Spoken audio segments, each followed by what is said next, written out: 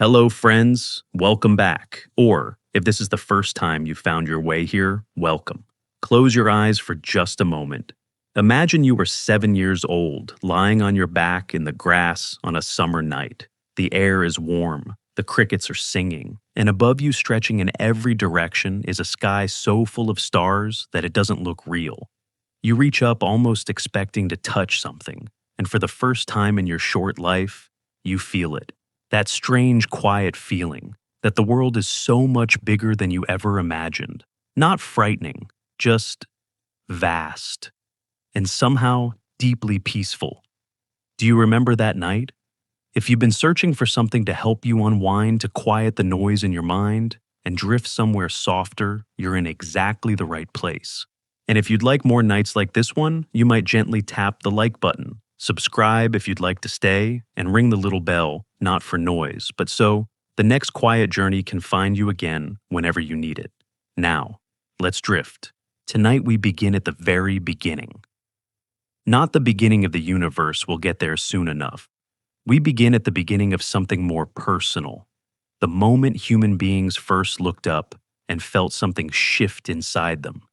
It happened long before telescopes, long before textbooks, long before anyone had a word for galaxy or light year or cosmos. It happened on a night very much like tonight, when someone somewhere on this ancient spinning earth lay down under an open sky and simply looked. Archaeologists have found evidence that our earliest ancestors were tracking the stars as far back as 40,000 years ago. In the caves of Lascaux, France painted around 17,000 BCE, there are images of animals that researchers now believe are arranged to mirror star patterns. The Pleiades, the constellation Taurus, the night sky mapped in ochre and charcoal on stone walls deep underground. These were not decorations. They were calendars, navigation tools, sacred records of a sky that people watched so carefully, so consistently, that they built their entire understanding of time and season around it. Think about that for a moment. Before writing, before mathematics, before any formal language, human beings were astronomers. The sky was the first library, and every night without fail, it opened its pages. The ancient Egyptians aligned their pyramids with such precision to the stars that modern engineers still marvel at it. The Great Pyramid of Giza, built around 2560 BCE, was oriented so that its northern shaft pointed almost exactly toward Thuban, the pole star of that era. Not our pole star Polaris, but the one that held the still center of the sky 4,500 years ago. The Egyptians believed the soul of the pharaoh would travel up through that shaft after death, carried along the beam of a star. They didn't just study the sky. They believed it was a doorway. In Mesopotamia, in the river valleys between the Tigris and Euphrates in what is now Iraq, Babylonian astronomers were recording the movements of planets on clay tablets as early as 1800 BCE. They noticed that certain bright points of light moved differently than the others. Not fixed like the background stars, but wandering, changing position night after night. They called them bibu, which means something close to wild sheep, wandering stars. We now call them planets from the ancient Greek planets, which means the same thing, wanderers. There is something deeply human in that word, wanderers. As if even the sky, even the most distant and unreachable things, were understood through the lens of creatures that move, that drift, that follow their own quiet paths through the dark. And here is something that surprises most people when they first hear it. For the vast majority of human history, the night sky was not something you had to travel to see. There was no light pollution. There were no cities glowing orange from 100 miles away. On a clear night anywhere on Earth, you could see the full arch of the Milky Way, a river of silver light stretching from horizon to horizon. Not a faint smudge, a blazing luminous band so bright you could almost read by it. Today, roughly 1/3 of humanity, including 99% of people in Europe and the United States, cannot see the Milky Way from where they live. It has been drowned out by the glow of our own civilization.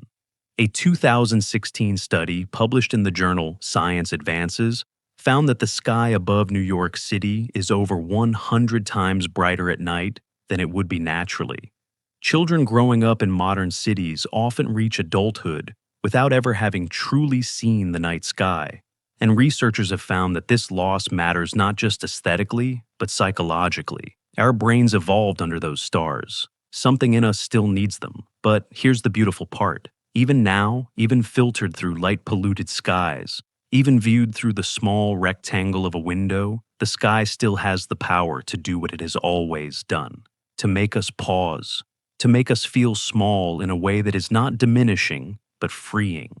Because there is a profound difference between feeling small because you are not enough, and feeling small because the universe is so incomprehensibly large that your worries simply cannot keep up. Ancient Greek philosopher Aristotle wrote that the study of astronomy was not merely a science, it was a form of therapy for the soul. He believed that contemplating the heavens had the power to calm the mind, to put earthly troubles in their proper proportion. He called it the philosophical life, a life spent in wonder rather than anxiety. Modern psychology has a term for this feeling too. They call it the overview effect, the profound shift in perspective that astronauts report when they see the Earth from space for the first time. The borders disappear, the conflicts seem absurd. There is only this pale, fragile, luminous sphere suspended in absolute silence. You don't have to go to space to feel it. You can feel it right now. Galileo Galilei turned his telescope toward the night sky in 1609. He was not the first person to build a telescope. That credit goes to Dutch spectacle maker Hans Lippershey. But he was the first to point one at the stars with systematic curiosity, and what he found changed everything. He saw that the Milky Way was not a cloud or a reflection or a river of divine light. It was made of stars. Thousands upon thousands of individual stars, too close together to resolve with the naked eye, blending into that soft, continuous glow. He wrote in his journal, with a breathlessness that still feels fresh 4 centuries later, "The galaxy is nothing else than a congeries of innumerable stars distributed in clusters. Innumerable stars." And that was just our galaxy. One galaxy. We now know the observable universe contains somewhere between 2 trillion and 3 trillion galaxies. 2 trillion. Each one containing billions, sometimes hundreds of billions of stars. The Milky Way alone, our home, contains an estimated 200 to 400 billion stars. Some estimates go higher. If you spent 1 second looking at each star in the Milky Way, it would take you over 6,000 years. And that's just our neighborhood. Isaac Newton, who would go on to formulate the laws of gravity and calculus, spent many of his most productive years working alone in the countryside during the Great Plague of London in 1665 and 1666. Cambridge University had sent students home to keep them safe. Newton went to his family's farm in Woolsthorpe, Lincolnshire, and there in the quiet of a country night, under skies undimmed by any city, he watched, and he thought, and he discovered. He later described those 2 years as the prime of my age for invention. The plague that had driven him from the city into the quiet, into the dark, had given him the space to think thoughts that no one had ever thought before. There is a lesson in that. Sometimes the world drives us inward, and inward is exactly where we needed to go. Here is a question worth sitting with tonight. When was the last time you truly looked up, not glanced? Not reach for your phone to identify a constellation with an app, but actually lay down somewhere on the grass, on a porch, on a blanket in the backyard, and just looked. Astronomers will tell you that the first thing you lose in the modern world is not the sky itself, but the habit of attention. We stop looking, not because the sky has changed, but because we have.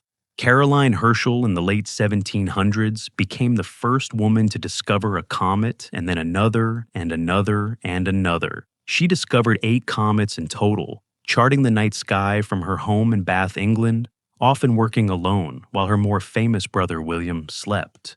She wrote in her diary that the hours between midnight and dawn were her favorite, the hours when the world was quiet enough that she could hear herself think. She lived to be 97 years old, still writing letters about the stars in her final year. There is something about the night sky that keeps people young, not in body perhaps, but in that specific quality of attention, wide-eyed, unhurried, endlessly curious that we associate with childhood and spend most of our adult lives accidentally losing. Sleepy or not, tonight let yourself have it back. The wonder doesn't cost anything. It doesn't require a telescope or a textbook or a graduate degree.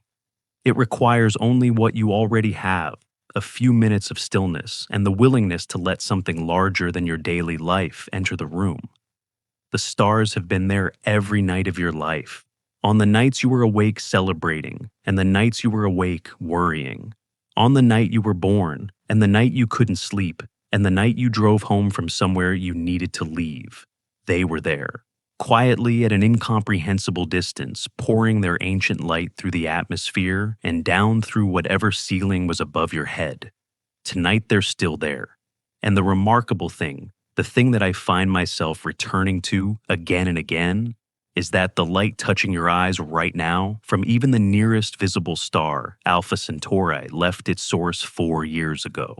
4 years of traveling at 186,000 miles per second, through absolute vacuum, through darkness and silence, and nothing at all to arrive here right now at this specific moment when you happen to be looking. That is not nothing. That is, by almost any definition, a miracle. The ancient Polynesians crossed the Pacific Ocean, the largest ocean on Earth, in open canoes navigating entirely by stars. No compass, no GPS, no charts. They read the sky the way we read a map, memorizing hundreds of stars, their rising and setting positions, their relationship to wind and current, and the behavior of birds. They crossed thousands of miles of open water and found islands the size of a thumbprint on a globe, arriving with extraordinary precision.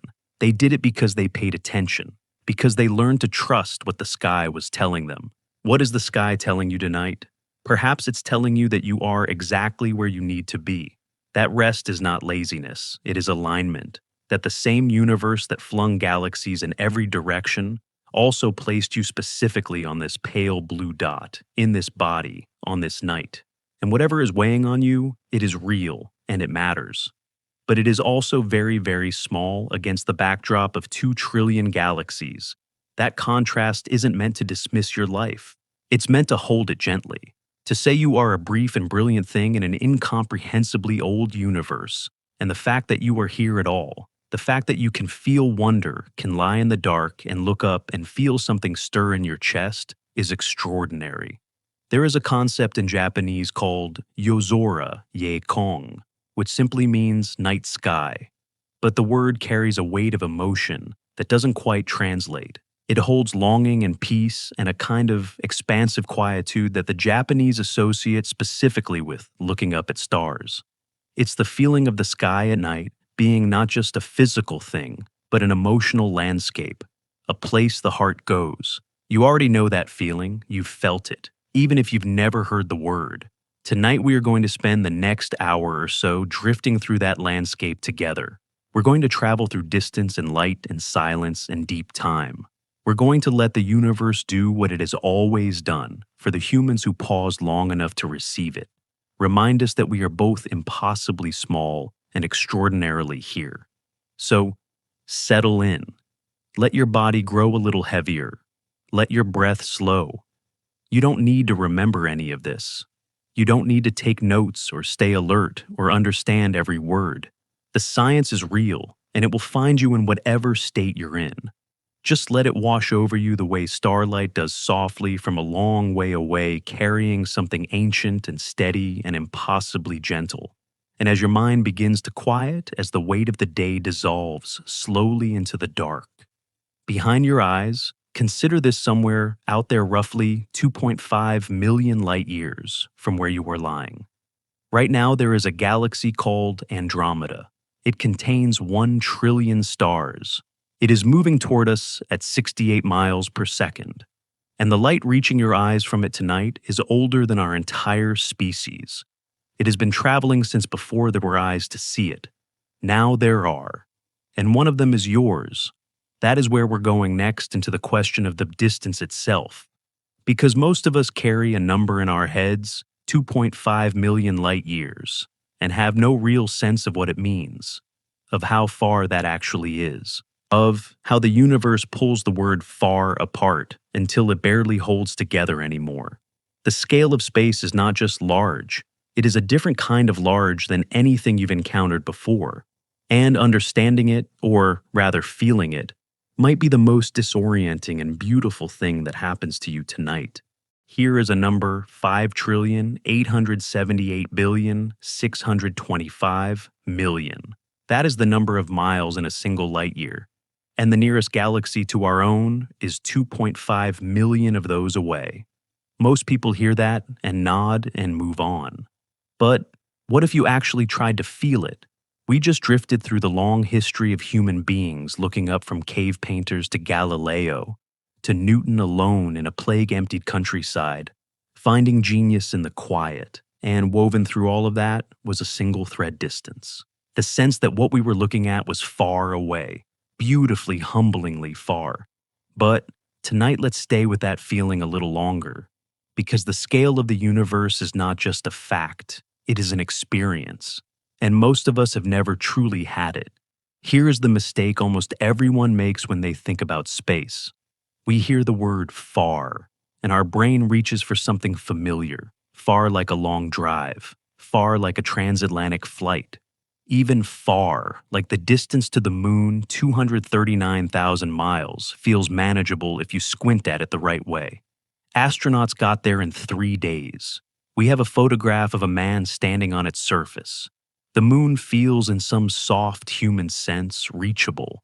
But the universe doesn't care about our sense of scale. And when you begin to look honestly at the distances involved, something interesting happens to the mind. It doesn't give up. It doesn't shut down. It opens. Like a window you forgot was there. Let's build this slowly. Let's start with something we can almost hold. Light travels at 186,282 miles per second. In 1 second, it can circle the entire Earth 7.5 times. In about 8 minutes and 20 seconds, it crosses the 93 million miles between the Sun and our planet. We call that distance 1 astronomical unit, 1 AU. It is the baseline, the ruler, the first step on the cosmic measuring tape. Now the farthest human-made object ever launched is Voyager 1. It left Earth in 1977, has been traveling continuously for nearly 50 years. And as of right now, it is roughly 163 astronomical units from the Sun. 163 times the distance from Earth to the Sun. It is moving at about 38,000 miles per hour, and it is still inside what astronomers consider our solar neighborhood. At that speed, it would take Voyager 1 approximately 73,000 years to reach the nearest star. 73,000 years, the entire recorded history of human civilization, every empire, every invention, every war and renaissance and revolution fits inside roughly 5,000 years. Voyager 1 would need 14 of those entire civilizations laid end to end in time just to reach our nearest stellar neighbor. And that neighbor, Proxima Centauri, is 4.24 light-years away. Light, which travels 186,000 miles every second, takes 4 years and 3 months to cross that distance. 4 years of traveling at the fastest speed physics permits through cold and vacuum and absolute silence.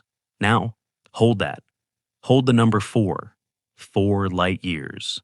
The nearest star. The Milky Way.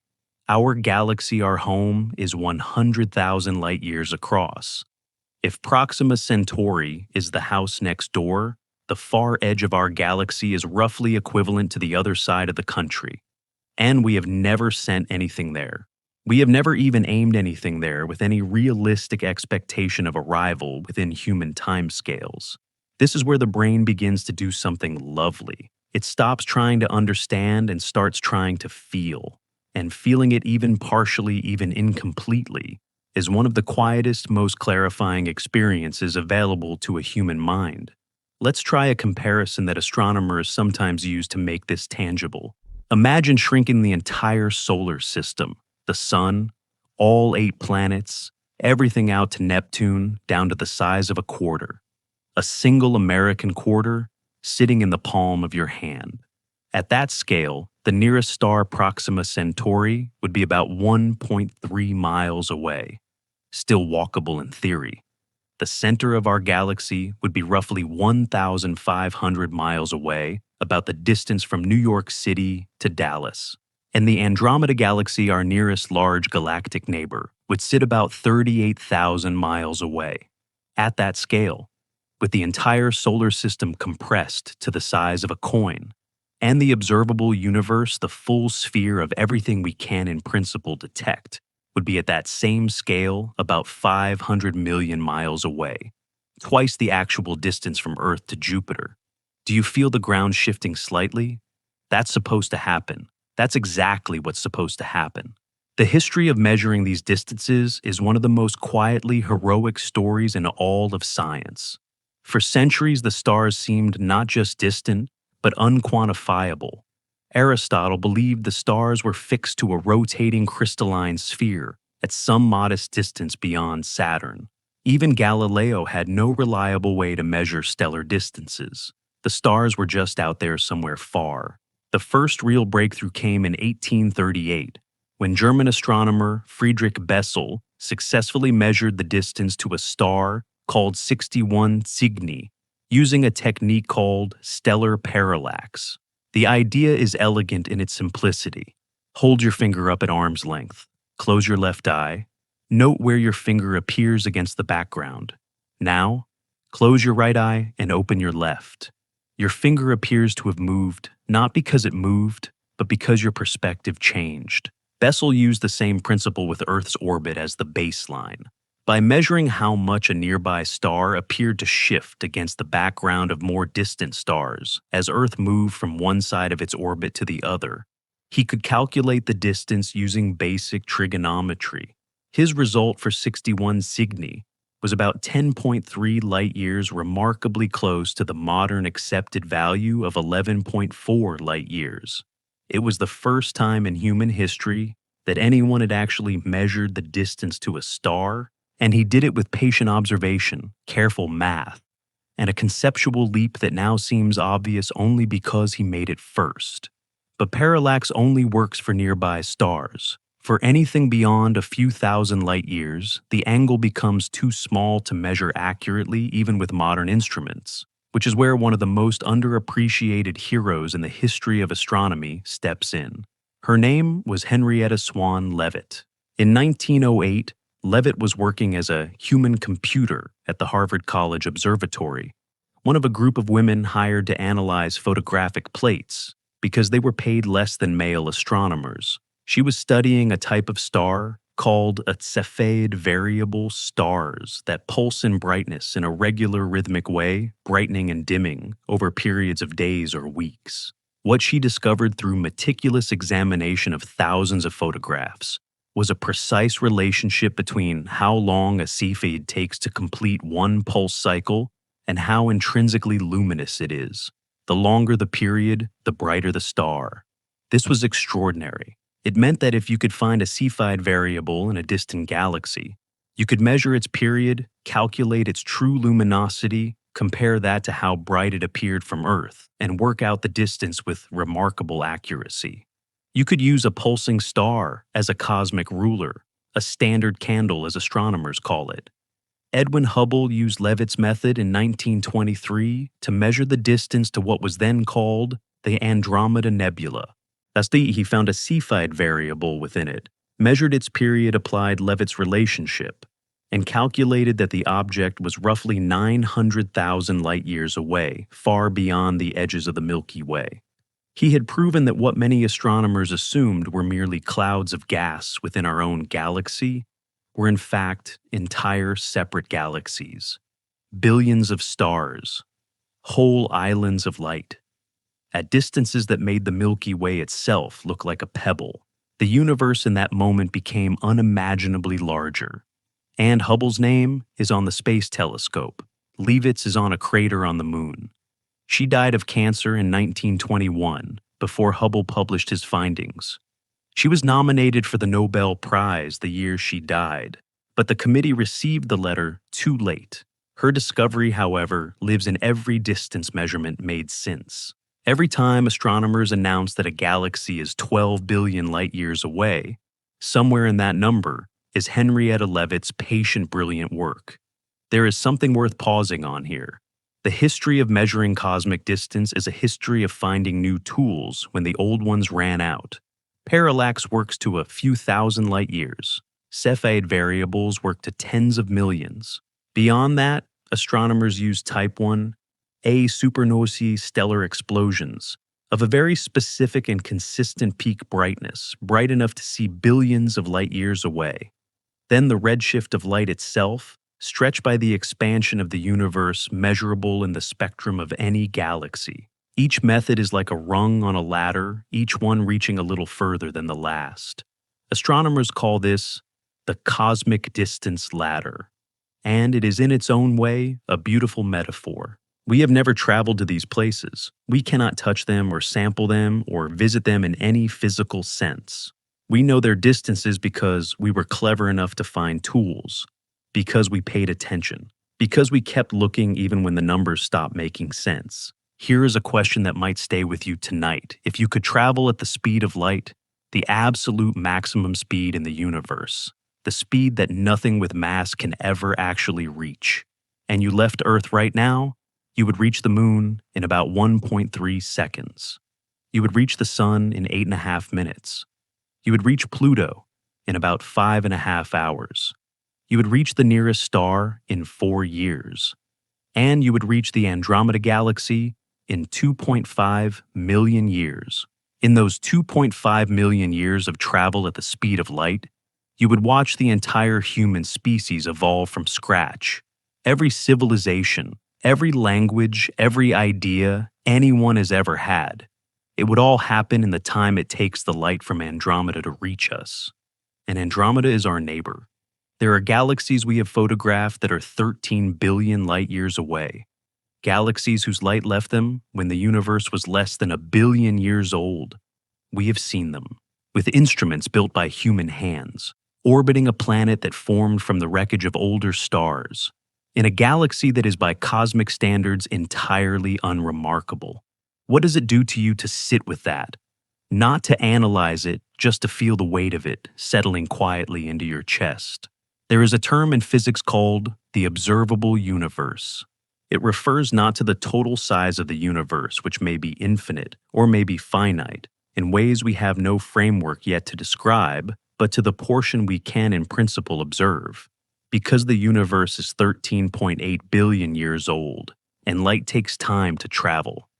The furthest light we can detect has been traveling for nearly 13.8 billion years. That forms a sphere around us, the cosmic horizon, the edge of the observable. Beyond it, there may be more galaxies, more stars, more planets, more everything. We simply cannot see them, not because they aren't there, but because their light hasn't had time to reach us yet. We live in a sense inside a bubble of visibility, and the universe may extend infinitely beyond it in every direction. The common misconception, and it's a forgivable one, is that the observable universe is centered on us because we are special. We are not. Any observer anywhere in the universe would find themselves at the center of their own observable bubble. The center is just wherever you are standing. The horizon is just how far the light has had time to travel. In other words, you are always at the center of your own universe. Not because you are the most important thing in it, but because perception itself is centered on the perceiver. Every consciousness is in this technical, but also somehow poetic sense the center of its own cosmos. Let yourself rest in that for a moment. The astronomer Carl Sagan once wrote that, "The cosmos is within us." He meant it scientifically. The atoms in our bodies were forged in stars, but I think he also meant it in this way, that the universe is not something separate from us, something out there to be observed from a safe distance. It is the thing we are made of, and made within, and always will be made of. When you look up at a distant galaxy, you are the universe looking at itself. Two clusters of ancient stardust, separated by millions of light years, somehow finding each other across the dark. There is a photograph taken by the Hubble Space Telescope in 1995 called the Hubble Deep Field. Astronomers pointed the telescope at a tiny, apparently empty patch of sky, a region about 1/30th the apparent diameter of the full moon in the constellation Ursa Major. They chose it specifically because it seemed to contain nothing.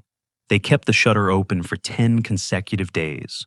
When the image was processed, that empty patch of sky contained approximately 3,000 galaxies, each one containing billions of stars. Each one separated from us by hundreds of millions to billions of light years. In a patch of sky, you could cover with a grain of sand held at arm's length. Every apparently empty patch of sky contains that. The darkness between the stars is not emptiness. It is distance. And distance, as we are learning tonight, is one of the most astonishing things in the universe. The James Webb Space Telescope, launched on Christmas Day 2021, can now see galaxies that existed just 300 million years after the Big Bang. It is looking back in time 13.5 billion years. The images it returns are not just beautiful, they are windows. Each point of reddish light in a Webb deep field image is an entire galaxy seen as it existed when the universe was a fraction of its current age. We are seeing the universe as a young thing, as something that didn't know yet what it would become. Is there something quiet and comforting in that? In the idea that even the universe had a beginning, a youth, a period of uncertain formation before it became what it is now. And now, as we let that sense of distance settle, as the numbers begin to lose their edges and become something softer, something that asks not to be calculated, but simply held, the natural next question arrives on its own. If the light we are seeing from distant galaxies left them millions or billions of years ago, then what we are seeing is not the universe as it is. It is the universe as it was. We are not seeing space. We are seeing time. And the stars themselves, many of them may no longer exist at all. The light in your sky tonight may be the last message from a star that burned out before your planet was born. That is exactly where we are going next.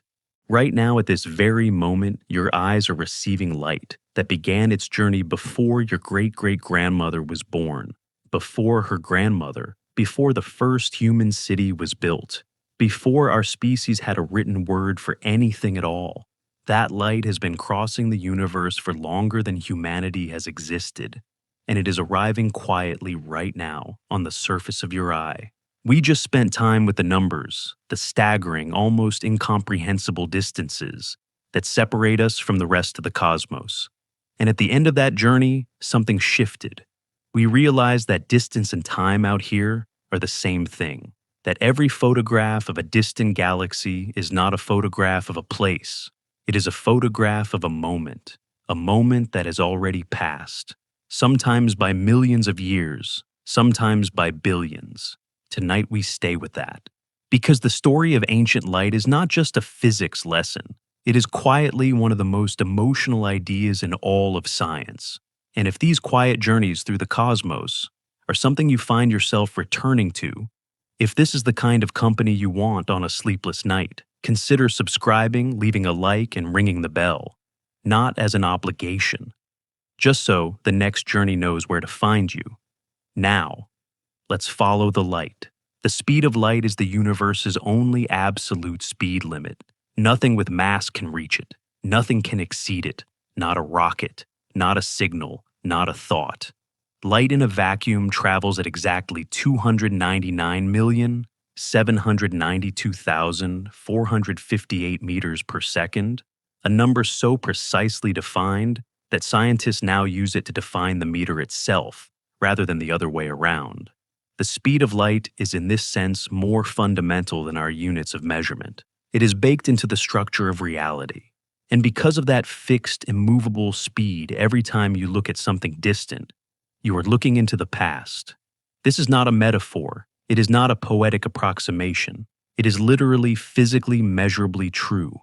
The moon you see tonight reflects sunlight that left the sun about 8 minutes ago, bounced off the lunar surface, and took just over a second to reach you. You are seeing the moon as it was 1.3 seconds ago. The sun you saw today set as it was 8 minutes ago. If the sun were to vanish right now silently, completely instantaneously, we would not know for 8 minutes and 20 seconds. We would watch it in the sky unaware for 8 more minutes after it ceased to exist.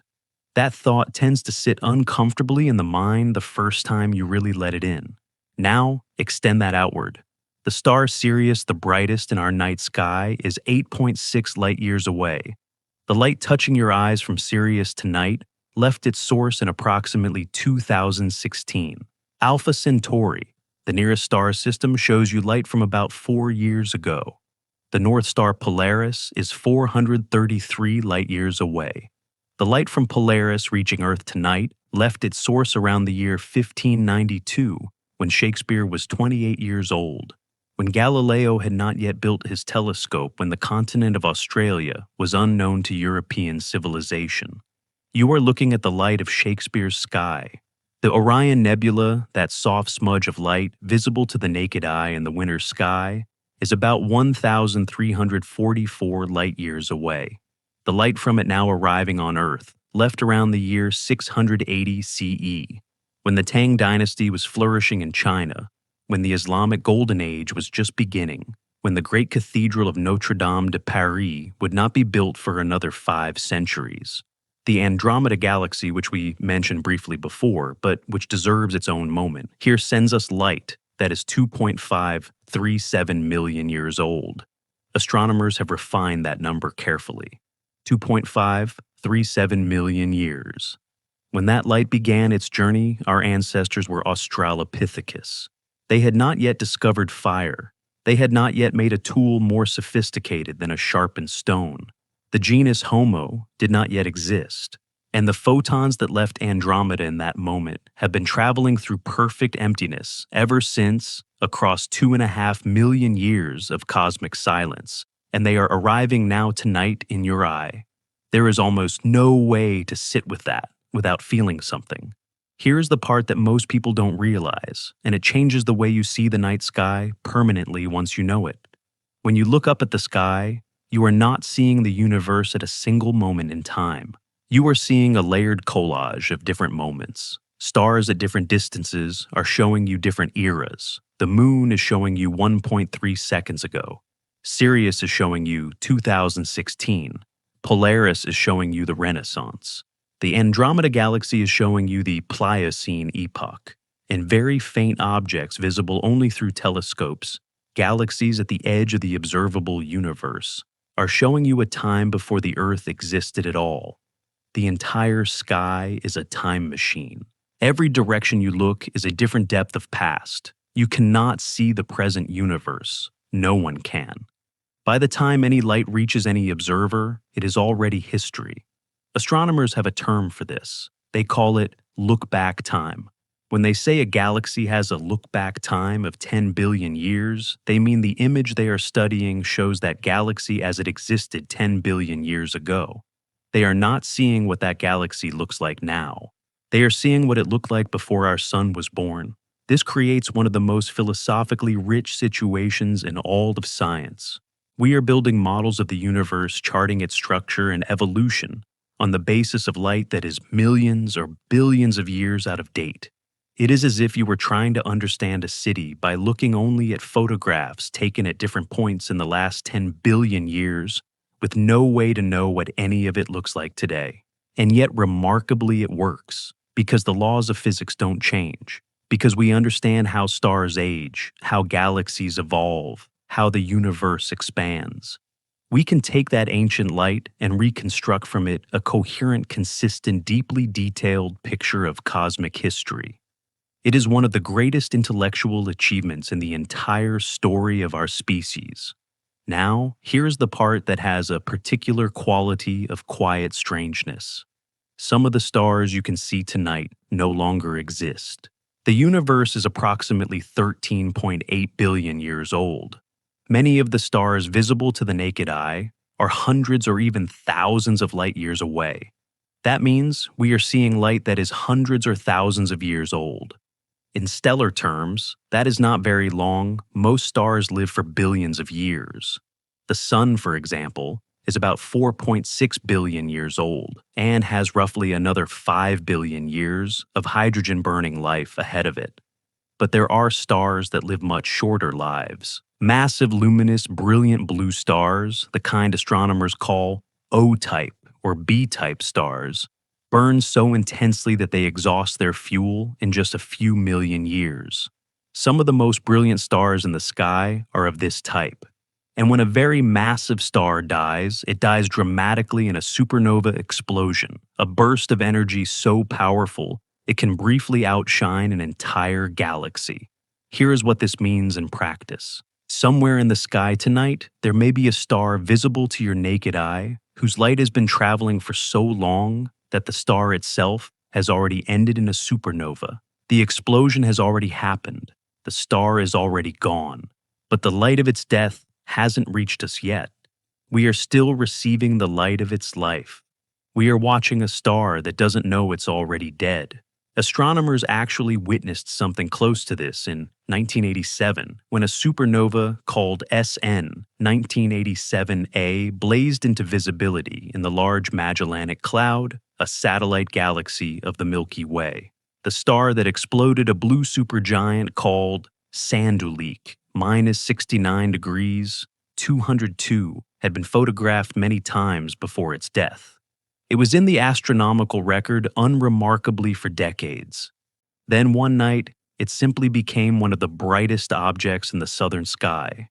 The explosion that caused that light had actually occurred about 168,000 years earlier. We were watching in real time the death of a star that had exploded before the first modern humans walked in Africa. Astronomers who happened to be working that night in telescopes across the southern hemisphere described the experience with a consistent and striking word, awe. Not excitement, though there was that too.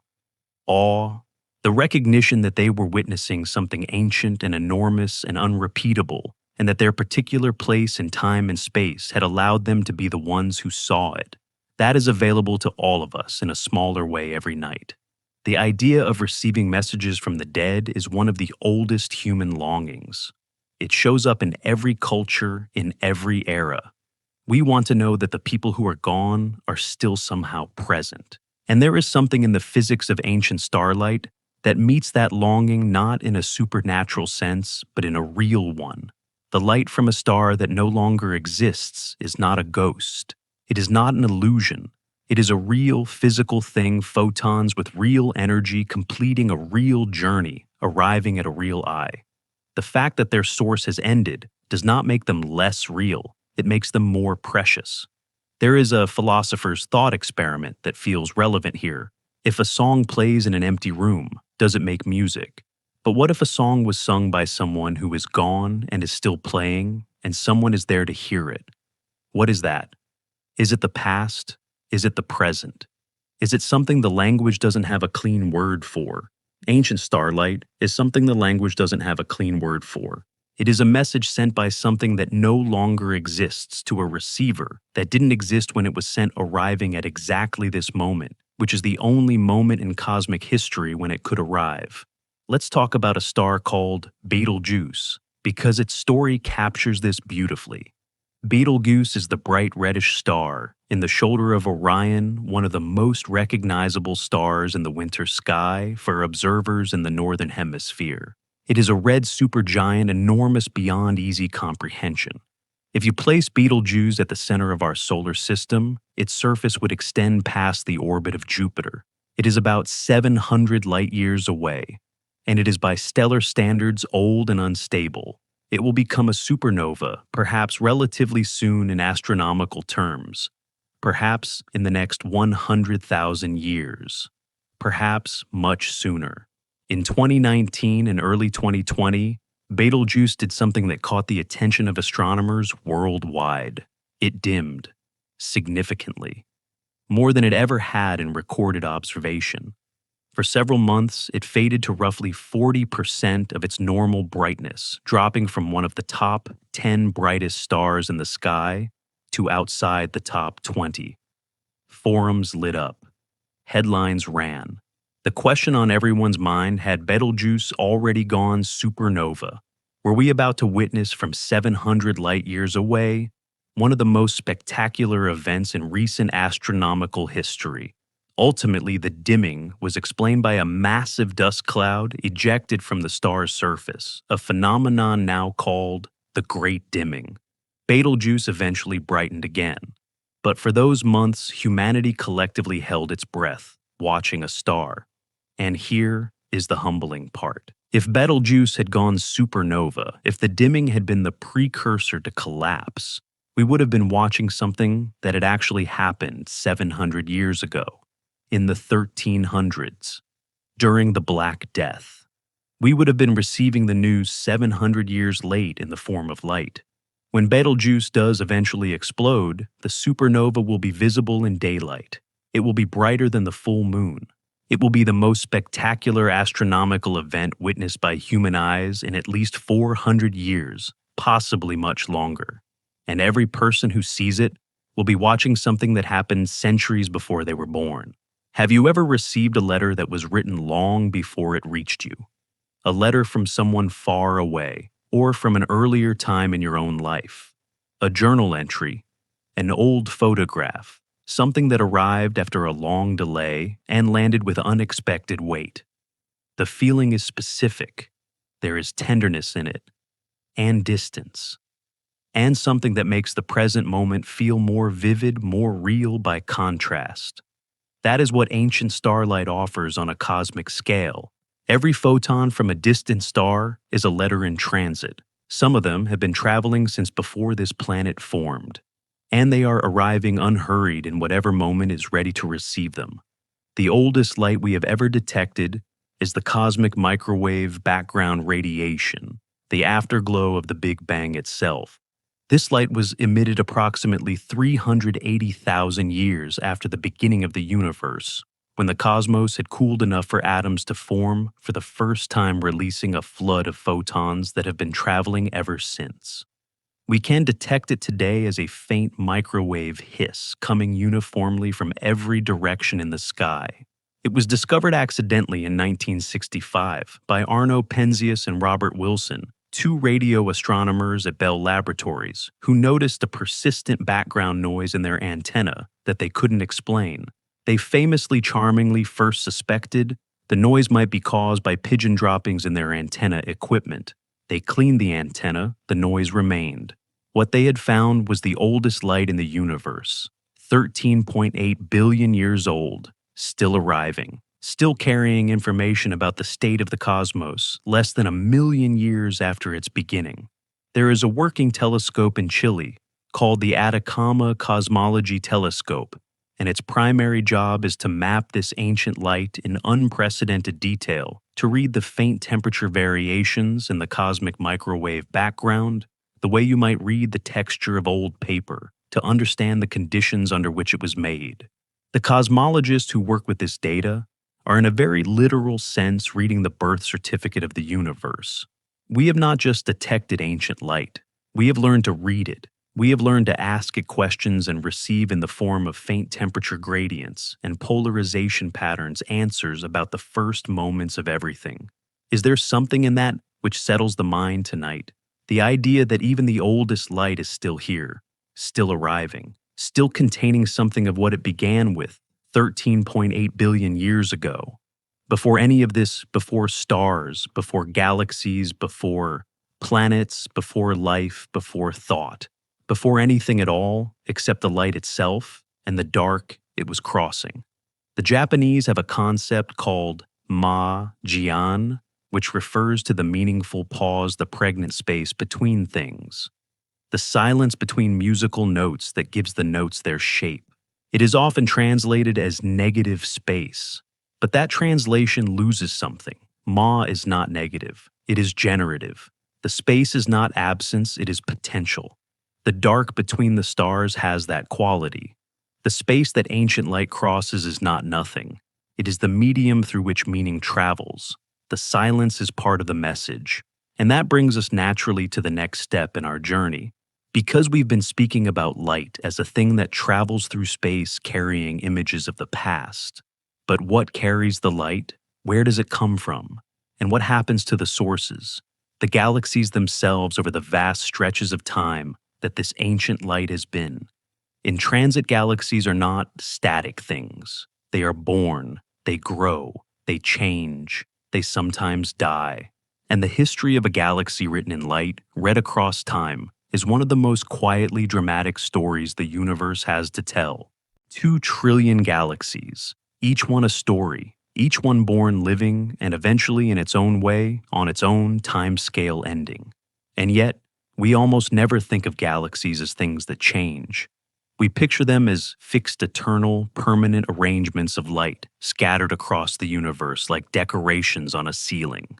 That picture is wrong, and the truth is so much more alive. We've been following light across time, receiving ancient signals from stars that may no longer exist, reading the universe's past, in the photons that arrive each night. But those photons come from somewhere. They come from galaxies. And galaxies, as it turns out, are not the static islands of light they appear to be. They are organisms. They are born from chaos. They grow through violence and merger. They pass through long Middle Ages of steady star formation. And they grow old quiet and eventually go dark. The universe has seasons. And tonight, we watch one full cycle. If these journeys feel like the right company for a quiet night, you're welcome to stay a while longer, like a subscription, and the little bell will make sure the next one finds you when you need it. Now, let's breathe with the galaxies. The first thing to understand is where galaxies come from, and the answer, like so many answers in cosmology, begins in darkness. In the very early universe, within the first few 100 million years after the Big Bang, the cosmos was a place of extraordinary uniformity. Hot, dense, expanding in every direction, filled almost entirely with hydrogen and helium gas. There were no stars yet, no planets, no structure of any kind, just an ocean of gas cooling, slowly spreading outward. Astronomers call this era the Cosmic Dark Ages, a period before any source of light existed anywhere in the universe. For hundreds of millions of years, the universe was dark. But the uniformity was not perfect. There were tiny quantum-scale variations in density regions that were by an almost imperceptible margin slightly denser than their surroundings. And gravity, patient and relentless, began to do what gravity always does. It pulled. The slightly denser regions attracted more gas. More gas meant more gravity. More gravity attracted still more gas. Over tens and hundreds of millions of years, these tiny fluctuations grew. The gas began to clump. The clumps began to collapse. And deep inside the collapsing clouds, where the pressure and temperature became extreme enough, the first stars ignited. The universe lit up. Astronomers call these first stars Population 3 stars, a name that sounds bureaucratic but carries enormous significance. These were stars unlike anything that exists today. They formed from gas that was almost pure hydrogen and helium, with essentially none of the heavier elements that make up planets and living things. They were likely enormous. Some estimates suggest hundreds of times the mass of our sun, and they burned with a ferocity that meant they lived only a few million years before exploding as supernovae. In those explosions, they seeded the surrounding gas with the heavier elements they had forged in their cores: carbon, oxygen, nitrogen, iron, the raw materials of everything that came after. No one has directly observed a Population 3 star. They lived and died before any existing telescope could see them. But the James Webb Space Telescope is now searching for their signatures, the faint chemical fingerprints they left in the gas around their explosive deaths. To find one would be to find the first chapter of the universe's story, written in the spectrum of ancient light. The first galaxies formed from these early stellar nurseries, irregular, chaotic nothing, like the elegant spirals and ellipticals we see in the modern universe. The Hubble and Webb telescopes have now imaged some of these early galaxies, and they are small, compact, intensely star-forming objects. They look almost violent in their activity, flaring with new stars, disrupted by internal explosions, constantly colliding and merging with their neighbors in the dense early universe. Here is something that reshapes the standard picture most people carry. The popular image of a galaxy is the spiral, a flat disk with graceful curving arms like a pinwheel. The Milky Way is a spiral galaxy. Andromeda is a spiral galaxy. They are beautiful, and they dominate popular depictions of the cosmos. But spirals are actually a middle-aged thing. They represent a particular stage of galactic life, a period of relative stability, steady star formation, organized rotation. They are not where galaxies begin, and they are not where galaxies end. Galaxies begin as irregular star-bursting objects. They pass through a long, productive spiral phase, and many of them eventually become something very different: large, smooth, featureless elliptical galaxies, reddish in color, quiet, with little or no ongoing star formation. Astronomers call these red and dead galaxies, and they represent the old age of the galactic life cycle. The star formation has stopped. The gas has been used up or expelled. What remains is a vast collection of aging stars, slowly cooling over billions of years, their light gradually shifting from the white-blue of youth toward the deep red of stellar old age. Think about what that means. There are galaxies in the universe that have already finished making stars. They have spent their creative energy. They are living off what they made long ago, slowly dimming their light, growing redder and quieter with every passing era. They are still immense, still majestic, still containing hundreds of billions of stars, but the fire of creation has gone out. They are, in a sense, remembering. The largest galaxies in the universe are almost all ellipticals. The giant elliptical galaxy, M87, located about 53 million light-years away in the Virgo cluster, contains an estimated 1 trillion stars. It is also famous for something else. At its center sits a supermassive black hole with a mass of 5 billion times that of our Sun. This is the black hole that was directly imaged for the first time in April 2019, the first photograph ever taken of a black hole showing a bright ring of superheated gas surrounding a dark central shadow.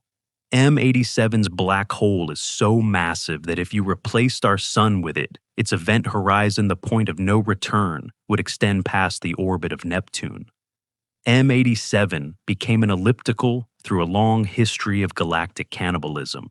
It has consumed dozens of smaller galaxies over billions of years, absorbing their stars, their gas, and their central black holes, growing larger and larger with each merger. It sits at the gravitational heart of the Virgo cluster, drawing galaxies toward it, the way a drain draws water. It has been eating for billions of years, and it is still eating now. This brings us to what is perhaps the most persistently misunderstood concept in popular astronomy: what actually happens when galaxies collide. The word collision implies destruction. It implies impact violence, the shattering of one thing against another. And the images of merging galaxies captured by Hubble in extraordinary detail do look violent.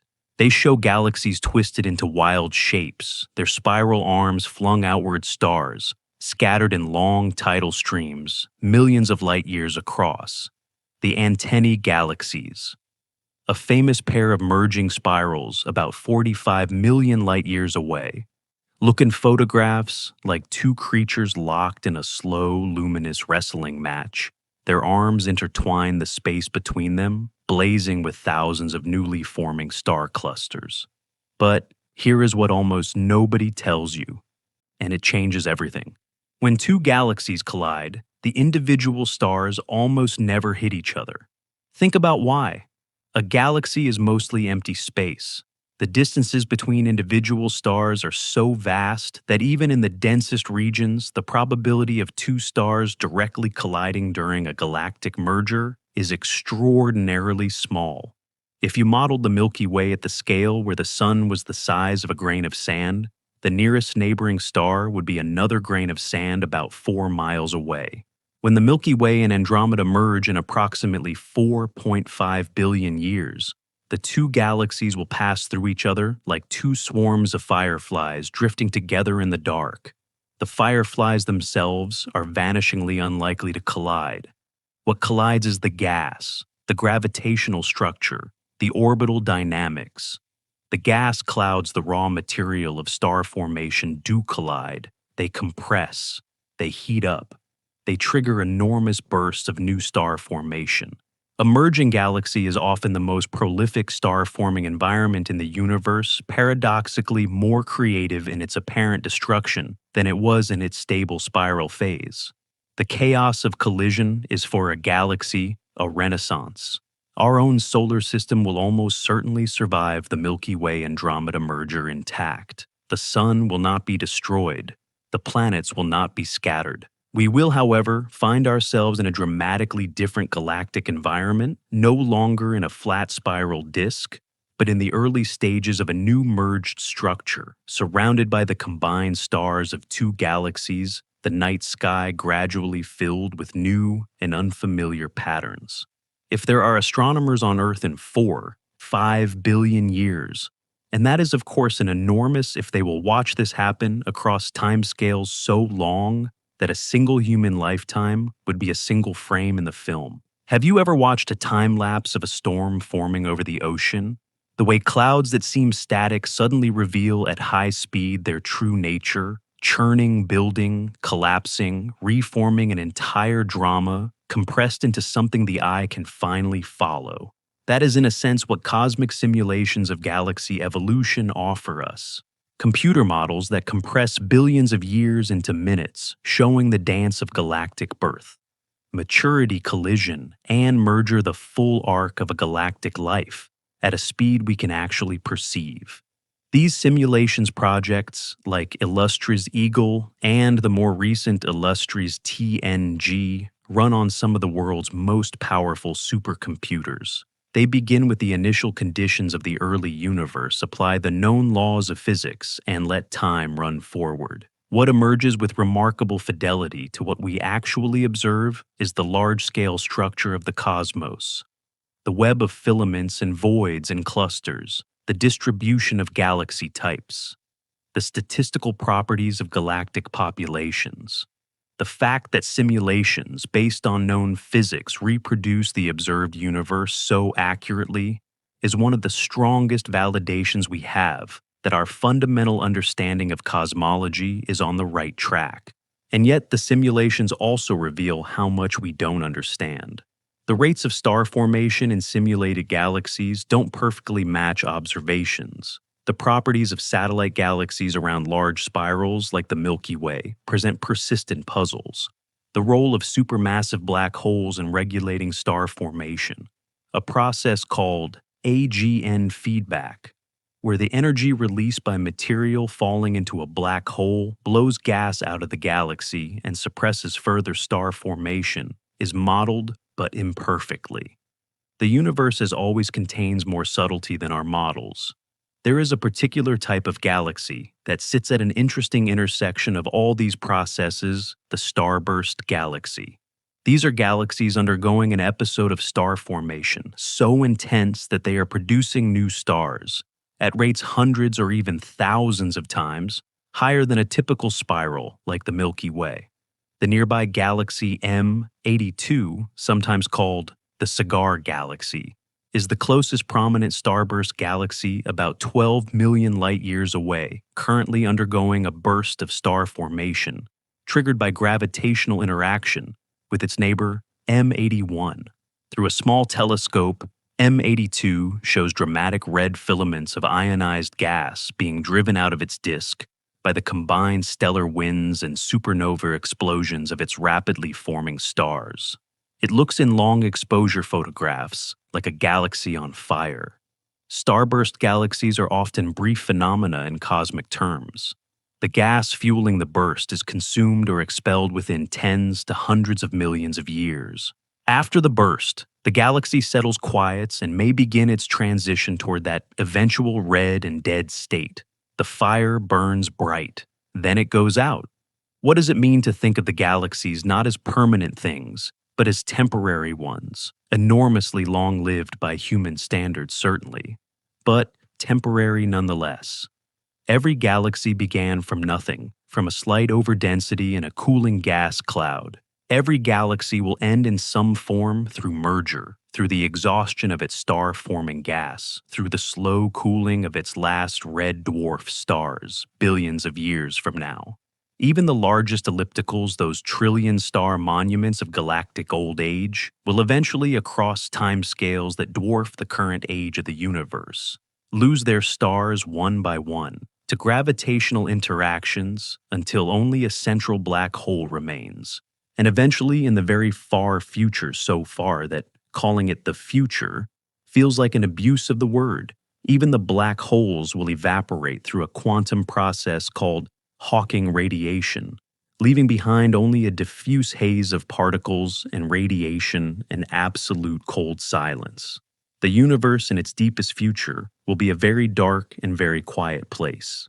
But that ending is so unimaginably far away that it carries none of the weight of loss. It carries instead a kind of peace.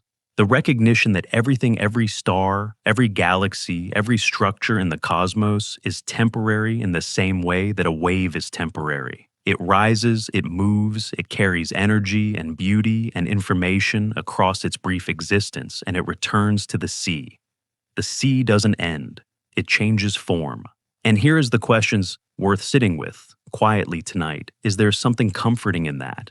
In the idea that impermanence is not a flaw in the design of things, it is the design that birth and death, and the long passage between them, is not what happens to galaxies despite the laws of physics, but because of them. That the universe is not a place where things exist and then are destroyed. It is a place where things are always in the process of becoming something else. The same gas cloud that collapses into a star, the same star that explodes into a nebula, the same nebula that condenses into a new solar system, the same solar system that in the right conditions produces a planet, the same planet that over billions of years produces life, the same life that on one particular night lies down under an open sky and looks up and wonders. Everything in that sequence was once something else, and everything in it will become something else again. And now, having watched galaxies live and die, having seen their collisions as moments of creation rather than destruction, we find ourselves facing the deepest layer of the mystery. Because between the galaxies holding them in their places, shaping their motions and their fates, is something we cannot see at all, something that makes up the vast majority of everything that exists. Something that has no light, no name we fully understand, and no direct detection despite decades of searching. The space between the stars is not empty. It is full of something invisible, and that invisible something is where we go next. Observed values of the cosmological constant is the largest disagreement between theory and observation in the history of science. Some mechanism we do not understand reduces the vacuum energy from its predicted enormous value to almost exactly zero, but not quite zero, just enough to cause a slow cosmic acceleration, just enough to push galaxies apart on large scales without preventing their formation in the first place. The observed value is so small relative to the theoretical prediction that physicists sometimes call it the worst prediction in physics, and simultaneously one of the most consequential facts about our universe. If the cosmological constant were even slightly larger than it is, the universe would have expanded too rapidly for any structure to form. If it were negative, if it caused gravitational attraction rather than repulsion on large scales, the universe would have recollapsed long before stars could form. The window of values compatible with a life-bearing universe is extraordinarily narrow. Physicists call this collective phenomenon fine-tuning, and it generates one of the deepest, most genuinely unresolved debates in all of science. What does it mean? There are, broadly speaking, three responses to the fine-tuning of the universe. Each one is intellectually serious. Each one carries its own implications, and none of them is settled. The first response is what some call the multiverse hypothesis. Perhaps our universe is not the only one. Perhaps the fundamental constants are not fixed across all of existence, but vary from universe to universe. Some with stronger gravity, some with weaker, some with different ratios of forces, some that collapse immediately, some that expand too fast for structure. and a very small fraction that happen to have the right combination for stars and planets and life. We find ourselves in one of the rare universes compatible with our existence simply because only such universes can contain observers. This is called the anthropic principle, the observation that any universe we are capable of observing must be compatible with our existence. It sounds circular, but it carries real logical content. You can only win the lottery from inside the set of people who bought a ticket. The multiverse idea has genuine theoretical motivation. String theory. The leading candidate for a theory of quantum gravity predicts an astronomically large number of possible vacuum states, each corresponding to a different set of effective physical constants. The inflationary cosmology that most cosmologists accept as the best description of the universe's first fraction of a second naturally produces a multiverse of bubble universes, each potentially with different properties. These are not idle speculations, they emerge from the math of theories developed for entirely independent reasons. But the multiverse is by its nature untestable with current technology. If other universes exist, they are causally disconnected from ours. No signal, no observation, no experiment can reach them. This makes some scientists deeply uncomfortable. Physics is supposed to make testable predictions. A hypothesis that can never be tested sits in an uncomfortable position between science and philosophy. The second response is design the idea that the fine-tuning reflects the intentional construction of the universe by some intelligence or purpose. This is the position associated with certain religious and philosophical traditions, and it takes the fine-tuning as evidence for something beyond the physical. It is worth noting that some of the physicists who have most carefully studied fine-tuning, including Paul Davies, who wrote extensively on the subject, and Freeman Dyson, have expressed genuine wonder at the numbers in terms that carry a quality of reverence, even if they stop short of theological conclusions.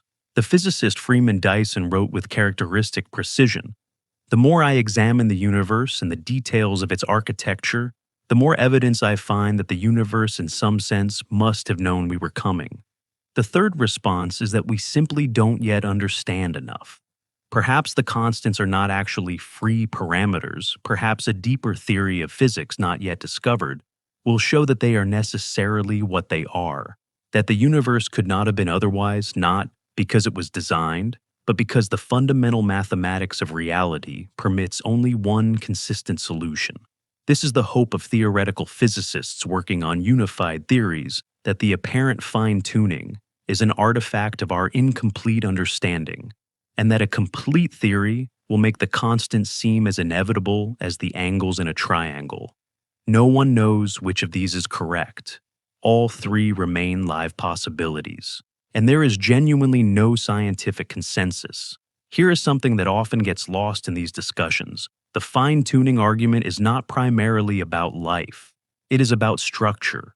Even a universe containing nothing but hydrogen gas, no planets, no stars, no life of any kind, would require finely tuned constants to be consistent and stable. The remarkable thing is not that life exists. The remarkable thing is that matter of any kind can persist, interact, and form patterns. Life is just the most extraordinary expression of a more fundamental cosmic tendency toward complexity pattern and organization. The physicist Lee Smolin proposed a fascinating and genuinely testable idea called cosmological natural selection. He suggested that black holes might give birth to new universes, that when a black hole forms, it seeds a new space-time with slightly varied constants.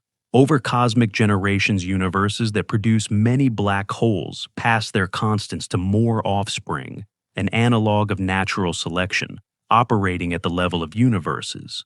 And it turns out that the constants of our universe are in fact close to optimal for black hole production. Smolin's idea has been criticized and refined and debated, but it stands as an example of a genuinely scientific attempt to explain fine-tuning without either invoking a multiverse of infinite untestable bubbles or abandoning naturalism altogether. let's come back to something close and concrete, because the numbers can become abstract and it is easy to lose the emotional thread. There is a place on Earth called the Atacama Desert in northern Chile, one of the driest places on the planet, where some weather stations have never recorded rainfall in their entire operational history. It sits at high altitude with thin air and almost no light pollution, and it is there that some of the world's most powerful telescopes have been built.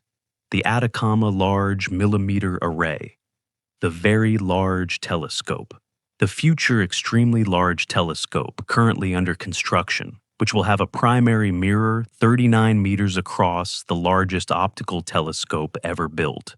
On a clear night in the Atacama, the Milky Way is so bright it casts shadows. The sky is so dark and transparent that experienced observers say it feels as though you could reach up and touch the stars. Astronomers who work there for the first time often describe a feeling that is hard to articulate, something between humility and exhilaration, the sense of being very small in the presence of something very old and very large and indifferent in the best possible way. And all of that, the mountains, the dry air, the darkness, the astronomers, the telescopes, the stars above them exists, because the fundamental constants of our universe are precisely what they are. Because gravity is exactly strong enough to make mountains, but not so strong that it crushes them. Because the electromagnetic force is precisely calibrated to allow the chemistry of dry air and biological tissue and the glass of a telescope mirror. Because the strong nuclear force bound together the silicon atoms in those mirrors and the carbon atoms in the astronomers' bodies in the stellar furnaces of stars that lived and died billions of years before the sun formed. Every atom of everything you have ever touched was processed through a star. Have you ever considered that, really sat with it, not as a clever fact to remember, but as something to actually feel? The calcium in your teeth, the iron in your blood, the oxygen in your lungs, the carbon that forms the backbone of every molecule in every cell in your body. None of it was here when the universe began. It was all made later inside stars through nuclear reactions that required precisely the right fundamental constants to proceed. The universe made the conditions for stars. Stars made the atoms. Atoms assembled into the chemistry of life. Life over billions of years produced minds. And those minds, your mind right now, perhaps half asleep, perhaps drifting, are the universe's way of wondering about itself. That is not poetry. That is, as nearly as we can tell, exactly what happened. There is a thought experiment sometimes called the Boltzmann brain, problem named for the Austrian physicist Ludwig Boltzmann, who struggled with statistical mechanics and the nature of entropy in the late 19th century. The problem goes roughly like this: in a sufficiently large or infinite universe, primordial black holes formed in the early universe before any stars existed, which could account for some fraction of the dark matter. Each candidate has its advocates, its experiments, its theoretical motivations. And then there are more radical proposals. Perhaps gravity itself behaves differently on galactic scales than our current equations describe, a hypothesis called modified Newtonian dynamics, or MOND, first proposed by Israeli physicist Mordechai Milgram in 1983. MOND can reproduce the flat rotation curves that Vera Rubin measured, and it does so without invoking any invisible mass. But it struggles to explain the behavior of galaxy clusters, and it has difficulty accounting for the pattern of acoustic oscillations in the cosmic microwave background. Most cosmologists regard it as incomplete rather than wrong, a useful approximation for some regimes, not a replacement for dark matter. The mystery remains genuinely open. And there is something worth sitting with in that. In a field where so much has been understood, where the laws of physics have been tested to extraordinary precision, where we can predict the behavior of particles to more decimal places than any other measurement in science in that same field, 95% of the universe's content is still unknown. The map has been drawn with exquisite care, and most of the territory is still blank. Here is a thought experiment that sometimes helps bring this into focus. Imagine you are standing in a large dark room. You have a flashlight, and you can illuminate small portions of the room at a time. You notice that certain objects in the room, chairs, a table, some books are moving. But the movements don't match what you would expect if only those objects were present. The chair slides in a direction nothing visible is pushing it. The table rotates as if something were pulling it. The books cluster in patterns that don't reflect any visible force. You can map the motions precisely. You can calculate exactly how much invisible mass and what distribution would produce exactly those movements. You just can't see it. You can't touch it. And your flashlight passes right through it. That is the situation cosmology has been in for 40 years. There is a cosmic structure called the bullet cluster that has become one of the most compelling pieces of evidence for dark matter's existence. The bullet cluster is actually two galaxy clusters that have passed through each other, a cosmic collision on the largest scale. When this collision happened, the hot gas in each cluster, which makes up most of the ordinary matter, was slowed by electromagnetic interactions with the gas of the other cluster. It piled up in the middle between the two clusters.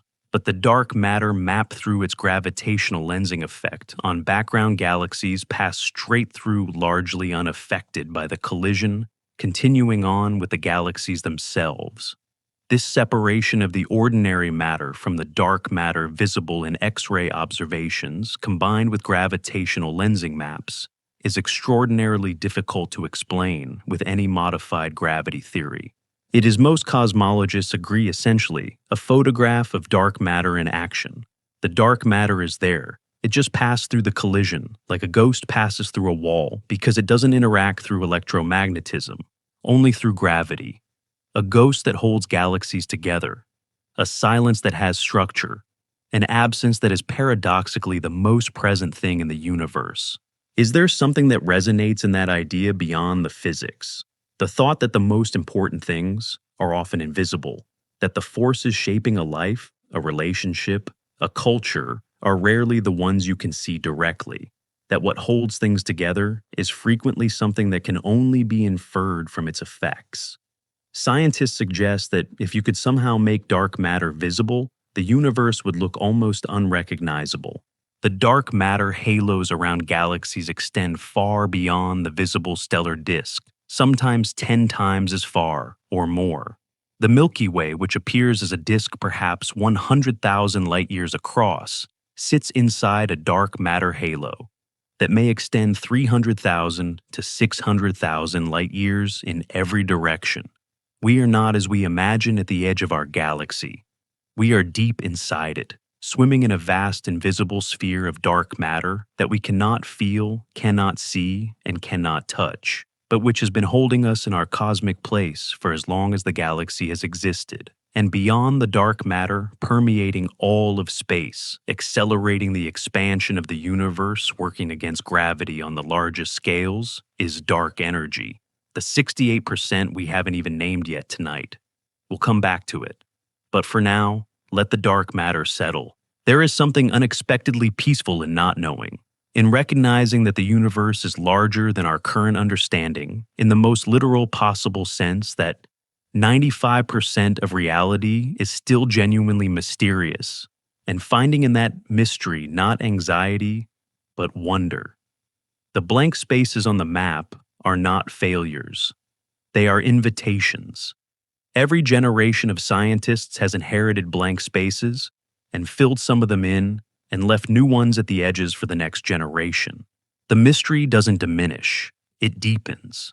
And that depth is in its own quiet way a kind of gift. We are standing at the edge of what is known, looking out at what isn't, and the darkness ahead is not frightening. It is vast, and it is full of something we haven't understood yet, and we are just beginning to learn the right questions to ask.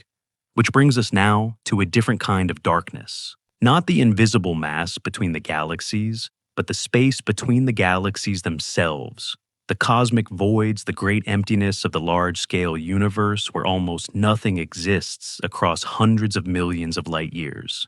And somewhere in that story is the most counterintuitive discovery in the history of cosmology, that gravity on the very largest scales is losing. That the universe is not just expanding, it is accelerating. And the thing causing that acceleration is the dark energy we just mentioned, a form of energy so strange that even the physicists who named it admit they have almost no idea what it is. In approximately 4.5 billion years, the night sky will begin to change. Slowly, imperceptibly at first, a smudge of light growing slightly brighter over millions of years, then tens of millions then, spreading across more and more of the sky. The Andromeda Galaxy, which tonight appears as a faint oval smear in the constellation Perseus, will grow and grow until it fills a quarter of the visible sky, then half. Then the two galaxies, ours and hers, will begin the longest, slowest, most majestic collision in the local universe. And nothing will ever be the same again.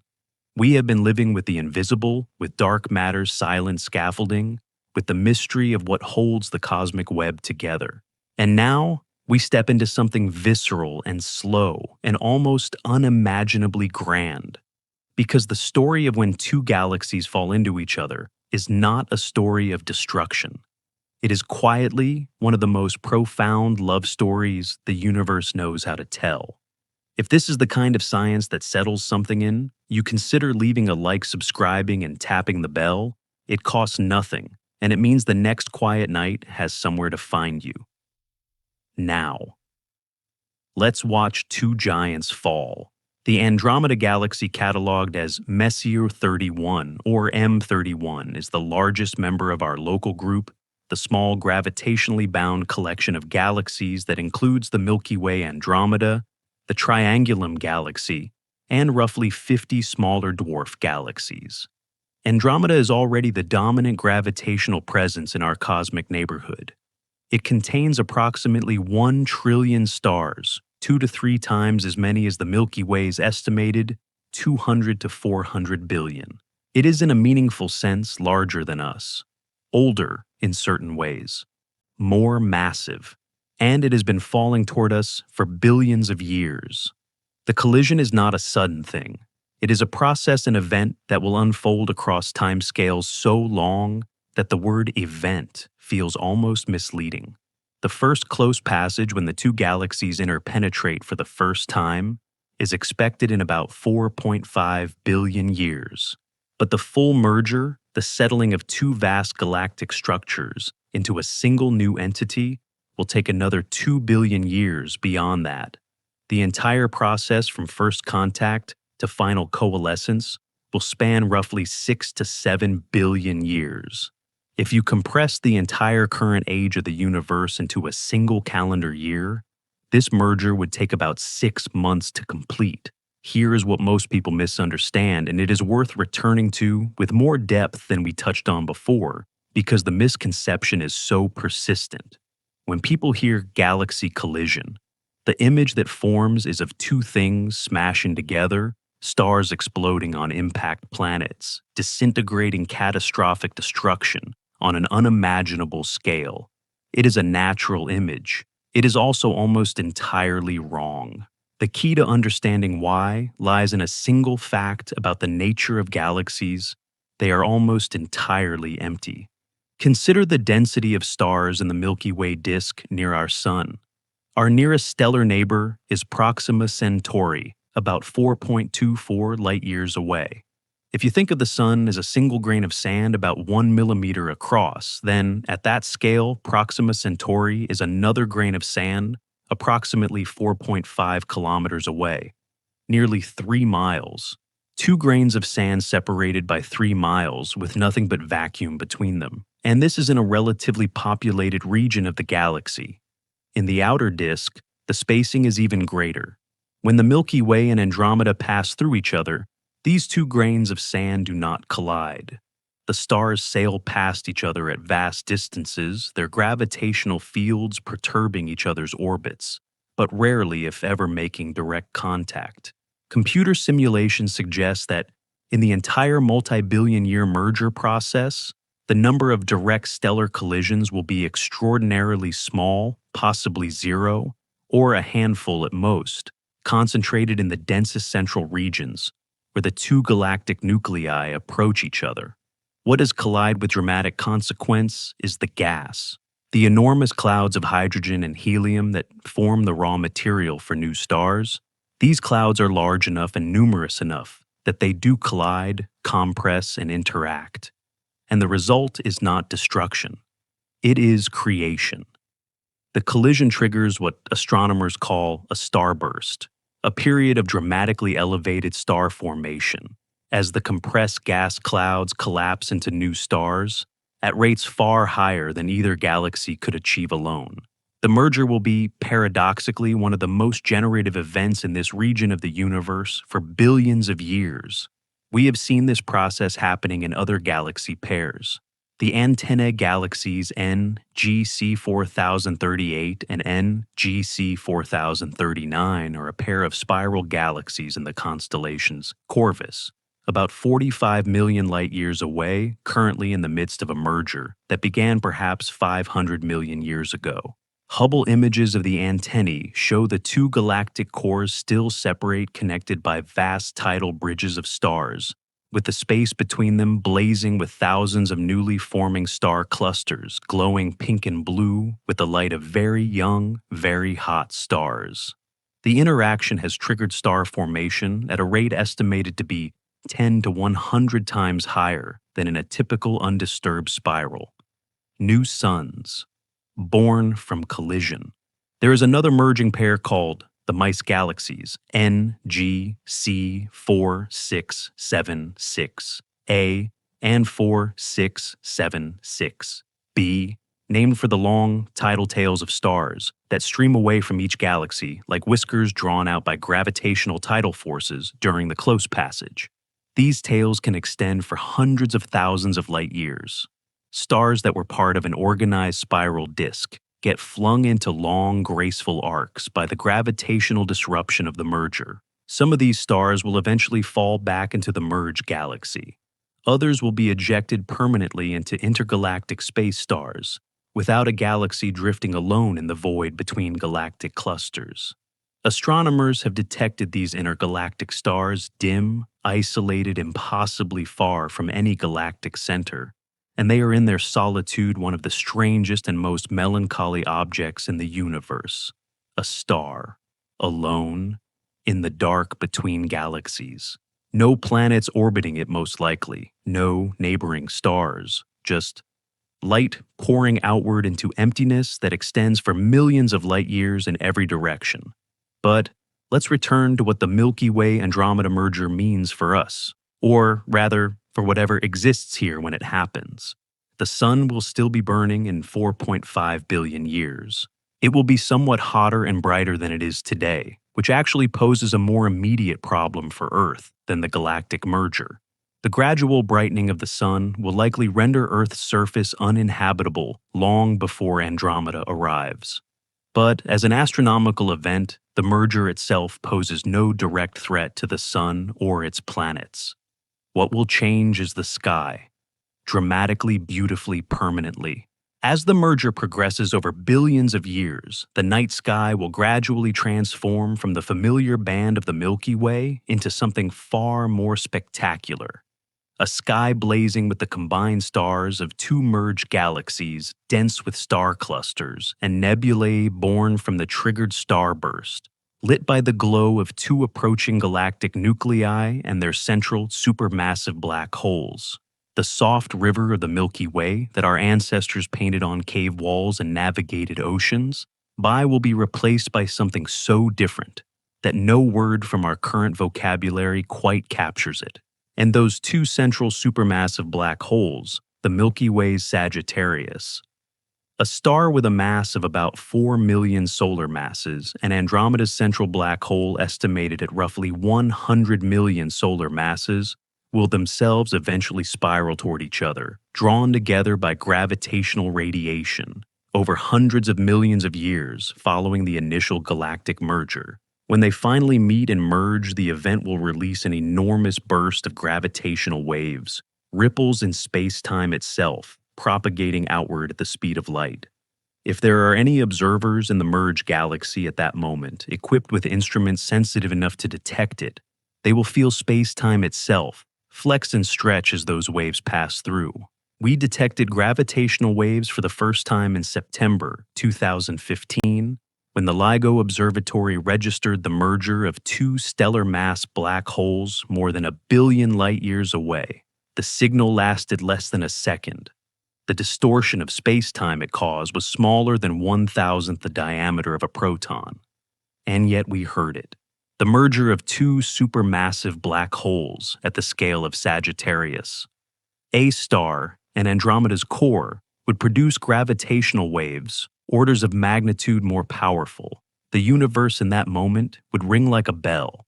Now here is a question worth holding. Tonight, is there something in the idea of two vast complex systems falling into each other, disrupting, reorganizing, becoming something neither could have been alone, that feels familiar in a different register? Two things that were separate, each complete in their own way, drawn together by forces neither chose or fully understood, taking billions of years to fully become one new thing.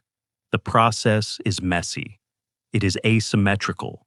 The larger one absorbs the smaller in certain ways. The smaller one reshapes the larger in others. What emerges is not either of the originals. It is something new. The universe seems to have a deep preference for merger over isolation. Atoms bond into molecules. Molecules assemble into cells. Cells organize into organisms. Stars gather into galaxies. Galaxies fall into each other and become something larger. At every scale, the universe trends toward combination, toward complexity, toward the emergence of things that could not have existed in the separated parts. There is a concept in astronomy called dynamical friction, the process by which a massive object moving through a medium of lighter objects is gradually slowed and drawn inward by the collective gravitational drag of everything it passes through. It is the mechanism by which the two galactic cores will spiral toward each other after the merger, shedding orbital energy through the gravitational stirring of surrounding stars until they finally meet. Dynamical friction requires no physical contact. It acts through pure gravitational interaction, the accumulated effect of countless small tugs, each individually tiny, collectively irresistible. There is something almost philosophical in that. The accumulated effect of countless small things, each individually tiny, collectively irresistible, drawing two massive things slowly together. Let us also spend a moment with what the Milky Way Andromeda merger will produce. Simulations consistently predict that the result will be a large elliptical galaxy, the same type of smooth, featureless star formation, quenched object we described earlier as the old age of galactic life. The elegant spiral arms of both galaxies will be disrupted and mixed beyond recovery. The organized rotation that characterizes spiral galaxies will give way to the more complex triaxial orbital structure of an elliptical. Star formation will surge during the merger, and then as the gas is consumed or expelled, decline towards zero. Some astronomers have given this future galaxy a name, Milkomeda, or sometimes Milkdromeda. It is a name that sounds whimsical, but it carries a genuine scientific content. The Milkomeda galaxy will be one of the dominant structures in the local group, a vast elliptical containing the combined stars of two spiral galaxies, orbited by the remnant dwarf galaxies that survived. The merger settled into a new configuration that will persist, slowly dimming and reddening for billions of years after the last new star forms. The Milky Way as we know it, the galaxy that cradled our solar system, that provided the backdrop for all of human history and prehistory, that was painted on cave walls and navigated by and written about and wondered at. For as long as our species has been capable of wonder, will in the far future cease to exist as a distinct entity. It will have become something larger, something new, something that carries within it everything it was, but is no longer recognizable as what it was. There is a bittersweet quality to that, if you let yourself feel it, and also perhaps something quietly reassuring. Nothing is destroyed, everything is transformed. The stars of the Milky Way will still be there, burning in the merged galaxy, older redistributed, embedded in a new structure they had no hand in choosing, but still there. still burning, still warming whatever orbits them, still in the deepest sense themselves. The merger is not an ending, it is a becoming. And as we rest in the slow gravitational poetry of two galaxies falling toward each other across billions of years, we find ourselves drawn toward a different kind of question. Not about the large-scale structure of the universe, but about its fine-tuning. Because everything we have described tonight, the galaxies, the dark matter, the mergers, the starburst, the gravitational waves, all of it depends on the universe having exactly the right properties. Change the strength of gravity by a fraction, adjust the ratio of matter to antimatter by a hair, alter the cosmological constant by the tiniest imaginable amount.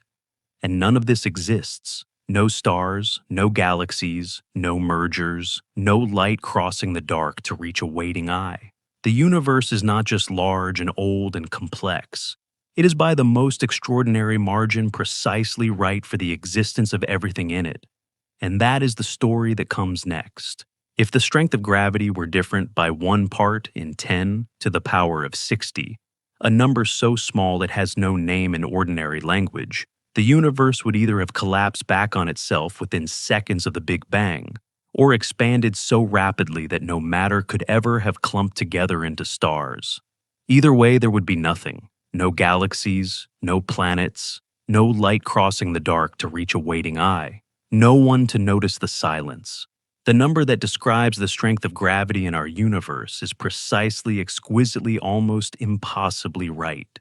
We just watched two galaxies fall toward each other in a slow billion-year embrace, the Milky Way, and Andromeda drawn together by the same gravitational force that holds every star in its galaxy, every planet in its orbit, every atom in your body close to the surface of this particular world. And as we rest in the quiet enormity of that, a deeper question surfaces. Not just how the universe works, but why it works at all. Why the numbers are what they are. Why, out of all the possible universes that physics could in principle describe, we find ourselves in the one that allows us to exist.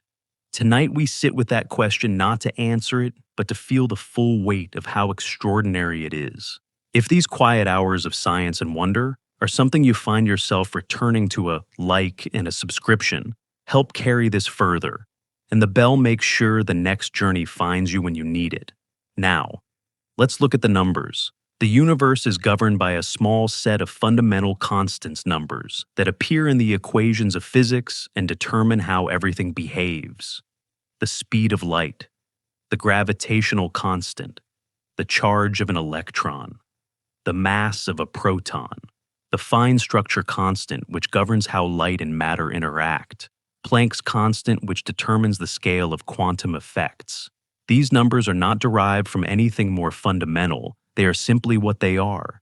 They are measured experimentally, written into the equations, and used to make predictions that match observation with extraordinary precision. And here's the thing that keeps physicists awake. If you change any of these numbers even slightly, the universe becomes uninhabitable, not just for life as we know it, for any complex structure whatsoever. Let's take them one at a time slowly, because each one is its own small miracle.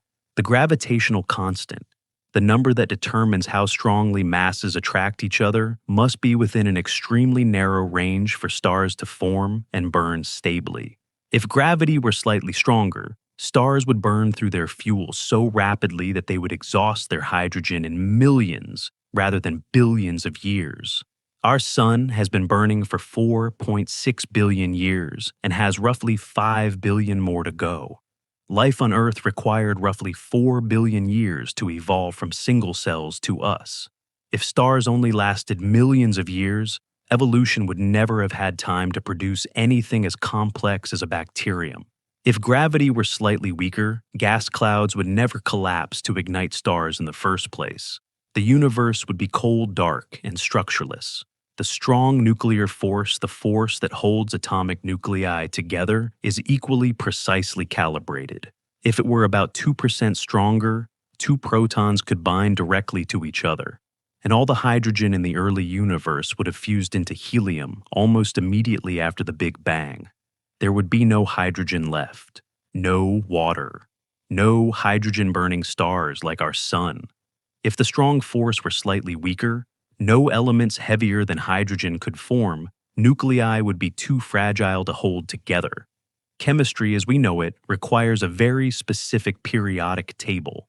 That periodic table requires a very specific strong nuclear force. The ratio of electrons to protons in the universe is equal to 1. For every proton, there is exactly 1 electron to extraordinary precision. If this ratio were even slightly off, electromagnetic forces would overwhelm gravity on large scales, preventing the formation of galaxies and stars. The balance between these two fundamental charges is, as far as we can determine, perfect. We don't know why. The cosmological constant, the term in Einstein's equations that describes the energy density of empty space, and which we now associate with dark energy, is perhaps the most extreme example of fine-tuning in all of physics. Quantum field theory predicts that the vacuum energy of empty space should be enormous, roughly 120 orders of magnitude larger than the value we actually measure, 1 followed by 120 zeros. The discrepancy between the predicted and observed values of the cosmological constant is the largest disagreement between theory and observation in the history of science. Some mechanism we do not understand reduces the vacuum energy from its predicted enormous value to almost exactly zero, but not quite zero, just enough to cause a slow cosmic acceleration, just enough to push galaxies apart on large scales without preventing their formation in the first place. The observed value is so small relative to the theoretical prediction that physicists sometimes call it the worst prediction in physics, and simultaneously one of the most consequential facts about our universe. If the cosmological constant were even slightly larger than it is, the universe would have expanded too rapidly for any structure to form. If it were negative, if it caused gravitational attraction rather than repulsion on large scales, the universe would have recollapsed long before stars could form. The window of values compatible with a life-bearing universe is extraordinarily narrow. Physicists call this collective phenomenon fine-tuning, and it generates one of the deepest, most genuinely unresolved debates in all of science. What does it mean? There are, broadly speaking, 3 responses to the fine-tuning of the universe. Each one is intellectually serious. Each one carries its own implications, and none of them is settled. The first response is what some call the multiverse hypothesis. Perhaps our universe is not the only one. Perhaps the fundamental constants are not fixed across all of existence, but vary from universe to universe. Some with stronger gravity, some with weaker, some with different ratios of forces, some that collapse immediately, some that expand too fast for structure, and a very small fraction that happen to have the right combination for stars and planets and life. We find ourselves in one of the rare universes compatible with our existence simply because only such universes can contain observers. This is called the anthropic principle, the observation that any universe we are capable of observing must be compatible with our existence. It sounds circular, but it carries real logical content. You can only win the lottery from inside the set of people who bought a ticket. The multiverse idea has genuine theoretical motivation. String theory. The leading candidate for a theory of quantum gravity predicts an astronomically large number of possible vacuum states, each corresponding to a different set of effective physical constants. The inflationary cosmology that most cosmologists accept as the best description of the universe's first fraction of a second naturally produces a multiverse of bubble universes, each potentially with different properties. These are not idle speculations. They emerge from the math of theories developed for entirely independent reasons. But the multiverse is by its nature untestable with current technology. If other universes exist, they are causally disconnected from ours. No signal, no observation, no experiment can reach them. This makes some scientists deeply uncomfortable. Physics is supposed to make testable predictions. A hypothesis that can never be tested sits in an uncomfortable position between science and philosophy. The second response is design the idea that the fine-tuning reflects the intentional construction of the universe by some intelligence or purpose.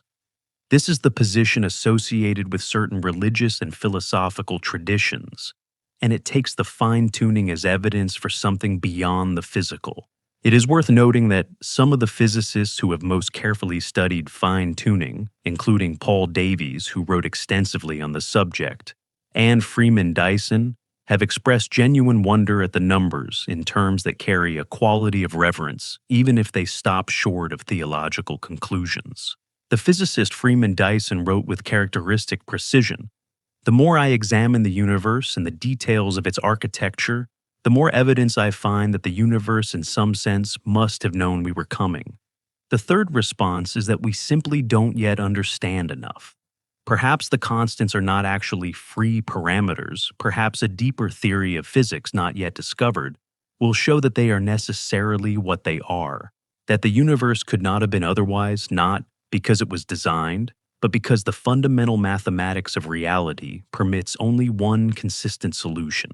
This is the hope of theoretical physicists working on unified theories, that the apparent fine-tuning is an artifact of our incomplete understanding, and that a complete theory will make the constant seem as inevitable as the angles in a triangle. No one knows which of these is correct. All three remain live possibilities, and there is genuinely no scientific consensus. Here is something that often gets lost in these discussions. The fine-tuning argument is not primarily about life. It is about structure. Even a universe containing nothing but hydrogen gas, no planets, no stars, no life of any kind, would require finely tuned constants to be consistent and stable. The remarkable thing is not that life exists. The remarkable thing is that matter of any kind can persist, interact, and form patterns. Life is just the most extraordinary expression of a more fundamental cosmic tendency toward complexity, pattern, and organization. The physicist Lee Smolin proposed a fascinating and genuinely testable idea called cosmological natural selection. He suggested that black holes might give birth to new universes, that when a black hole forms, it seeds a new space-time with slightly varied constants. Over cosmic generations, universes that produce many black holes pass their constants to more offspring, an analog of natural selection, operating at the level of universes. And it turns out that the constants of our universe are in fact close to optimal for black hole production. Smolin's idea has been criticized and refined and debated, but it stands as an example of a genuinely scientific attempt to explain fine-tuning without either invoking a multiverse of infinite untestable bubbles or abandoning naturalism altogether. Let's come back to something close and concrete, because the numbers can become abstract, and it is easy to lose the emotional thread. There is a place on Earth called the Atacama Desert in northern Chile, one of the driest places on the planet, where some weather stations have never recorded rainfall in their entire operational history. It sits at high altitude with thin air and almost no light pollution. And it is there that some of the world's most powerful telescopes have been built.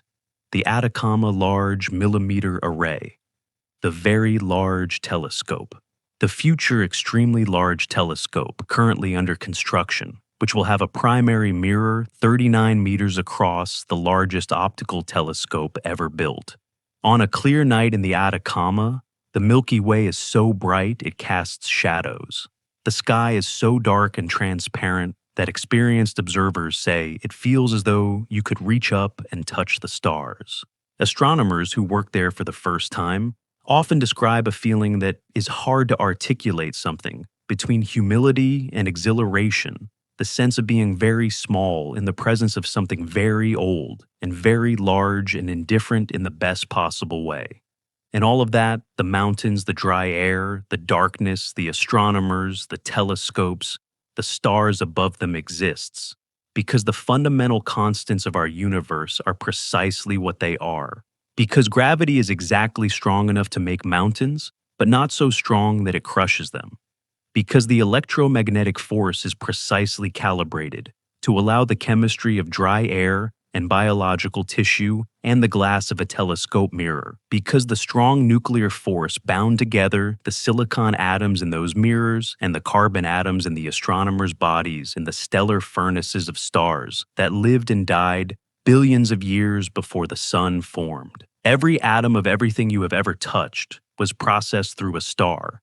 Have you ever considered that? Really sat with it, not as a clever fact to remember, but as something to actually feel: the calcium in your teeth, the iron in your blood, the oxygen in your lungs, the carbon that forms the backbone of every molecule in every cell in your body. None of it was here when the universe began. It was all made later inside stars through nuclear reactions that require precisely the right fundamental constants to proceed. The universe made the conditions for stars. Stars made the atoms. Atoms assembled into the chemistry of life. Life over billions of years produced minds. And those minds your mind right now, perhaps half asleep, perhaps drifting, are the universe's way of wondering about itself. That is not poetry. That is, as nearly as we can tell, exactly what happened. There is a thought experiment sometimes called the Boltzmann brain, problem named for the Austrian physicist Ludwig Boltzmann, who struggled with statistical mechanics and the nature of entropy in the late 19th century. The problem goes roughly like this: in a sufficiently large or infinite universe, random quantum fluctuations could in principle spontaneously assemble any configuration of matter, including a fully formed human brain, complete with all its memories, existing for a brief moment before dissolving back into chaos. Such a Boltzmann brain would believe it had a history, would feel real, would be genuinely conscious, but it would be a statistical accident, not the product of any organized physical process. The reason this matters is that it provides a reductio ad absurdum for certain cosmological models. If a model predicts that Boltzmann brains are more likely to exist than ordinary observers, brains produced by the ordinary process of stellar evolution, planetary formation, and biological evolution, then the model has a serious problem. Because we seem to be ordinary observers, we seem to have a past. Our memories appear consistent with a universe that evolved gradually and lawfully from a hot, dense beginning. This apparently obscure problem turns out to be a genuine constraint on cosmological theories. The fine-tuned properties of our universe, including its low-entropy initial conditions, are part of what makes ordinary observers like us overwhelmingly more probable than Boltzmann brains. The order of the universe, its lawfulness, its precisely calibrated constants are not just background conditions for our existence. They are part of why our existence makes sense. You are not a statistical accident. You are the product of 13.8 billion years of lawful, consistent, extraordinarily fine-tuned cosmic evolution. The universe had to be precisely what it is. In order for this moment, you resting, breathing, slowly listening to the quiet to be possible. There is a phrase that the physicist John Wheeler used late in his life, after decades of working on quantum mechanics and general relativity. He said the universe is a participatory universe, that in some deep sense, the act of observation is not passive, not separate from what is observed. That the universe requires observers not just to be known, but in some quantum mechanical sense to be fully real. Wheeler was a serious physicist, not a mystic, and he was gesturing at genuine puzzles in the foundations of quantum mechanics, the measurement problem, the role of the observer in collapsing the quantum wave function. But the phrase carries a resonance beyond its technical context, a participatory universe. One that requires at some level something that notices. You are part of what makes the universe complete. Rest in that for a moment. The fine-tuning of the universe's constants, the deep improbability of a cosmos that permits structure, light, chemistry, and mind. All of this takes on a different quality when you encounter it not in a physics classroom, but in the quiet of a late night, when the defenses are down and the analytical mind has softened. The numbers are the same, the equations are the same, but the feeling they produce in a relaxed mind is different from the feeling they produce in a busy one. And that difference matters, because what the fine-tuning of the universe ultimately invites is not a debate. It is not an argument to be won or lost. It is a particular quality of attention, the recognition that existence at every scale, from quantum to cosmic, is astonishing, not comfortingly ordinary, not the background hum of a universe that had to be this way, but genuinely vertiginously quietly astonishing. And from astonishment, it turns out comes rest, because a mind that is truly in wonder is a mind that has stopped arguing with reality. It has for a moment put down the burden of having an opinion about whether things should be different. It is simply receiving what is. And what is, as we have been discovering all night, is more extraordinary than almost anything we would have thought to invent. Now, with that sense of fine-tuning still present with the knowledge that the universe's constants were precisely right. For the existence of stars, and stars for the existence of atoms, and atoms for the existence of everything, a natural question emerges about the nature of those stars themselves. Because stars are not silent. They are not the static points of cold light they appear from our great distance. They vibrate. They oscillate. They produce in the medium of space and plasma something that the universe has been doing since its very first moments, something that, when translated into sound, resembles music. And that is exactly where we go next. There is a black hole 250 million light-years away at the center of the Perseus galaxy cluster that has been singing the same note for over 1 billion years. The note is a B-flat, 57 octaves below middle C, so low that no human ear could ever perceive it lower than any sound our instruments can directly detect, lower than any frequency that has a name in music. And yet, it is real. It is there. A single sustained note pressed into the fabric of space by the most violent object in the known universe, humming quietly across 1 billion years of cosmic time. The universe is not silent. It never was. We have just spent time with the extraordinary fine-tuning of existence, the precise calibration of physical constants that allows stars, atoms, and minds to exist at all. And threaded through all of that was vibration. The oscillation of plasma in the early universe, the pulsing of Cepheid variable stars that Henrietta Leavitt used to measure the cosmos, the gravitational waves that ring through space-time when massive objects accelerate.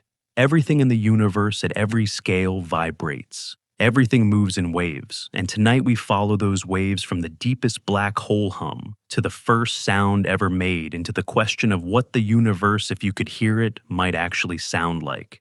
If these journeys feel like something worth returning to, a like in a subscription, or a quiet way of saying so, and the bell means the next one finds you. Now, let's listen. The common misconception about space, one, that science fiction has burned deeply into the popular imagination, is the dramatic explosion in vacuum, the roaring engines of a spacecraft, the thunderous sound of a star going nova. The tagline of the 1979 film, Alien, put it memorably, "In space, no one can hear you scream." That is technically correct for the vacuum between stars and galaxies. Sound as we normally experience it requires a medium air-water solid ground, some material through which pressure waves can propagate. The interstellar vacuum is too thin for conventional sound.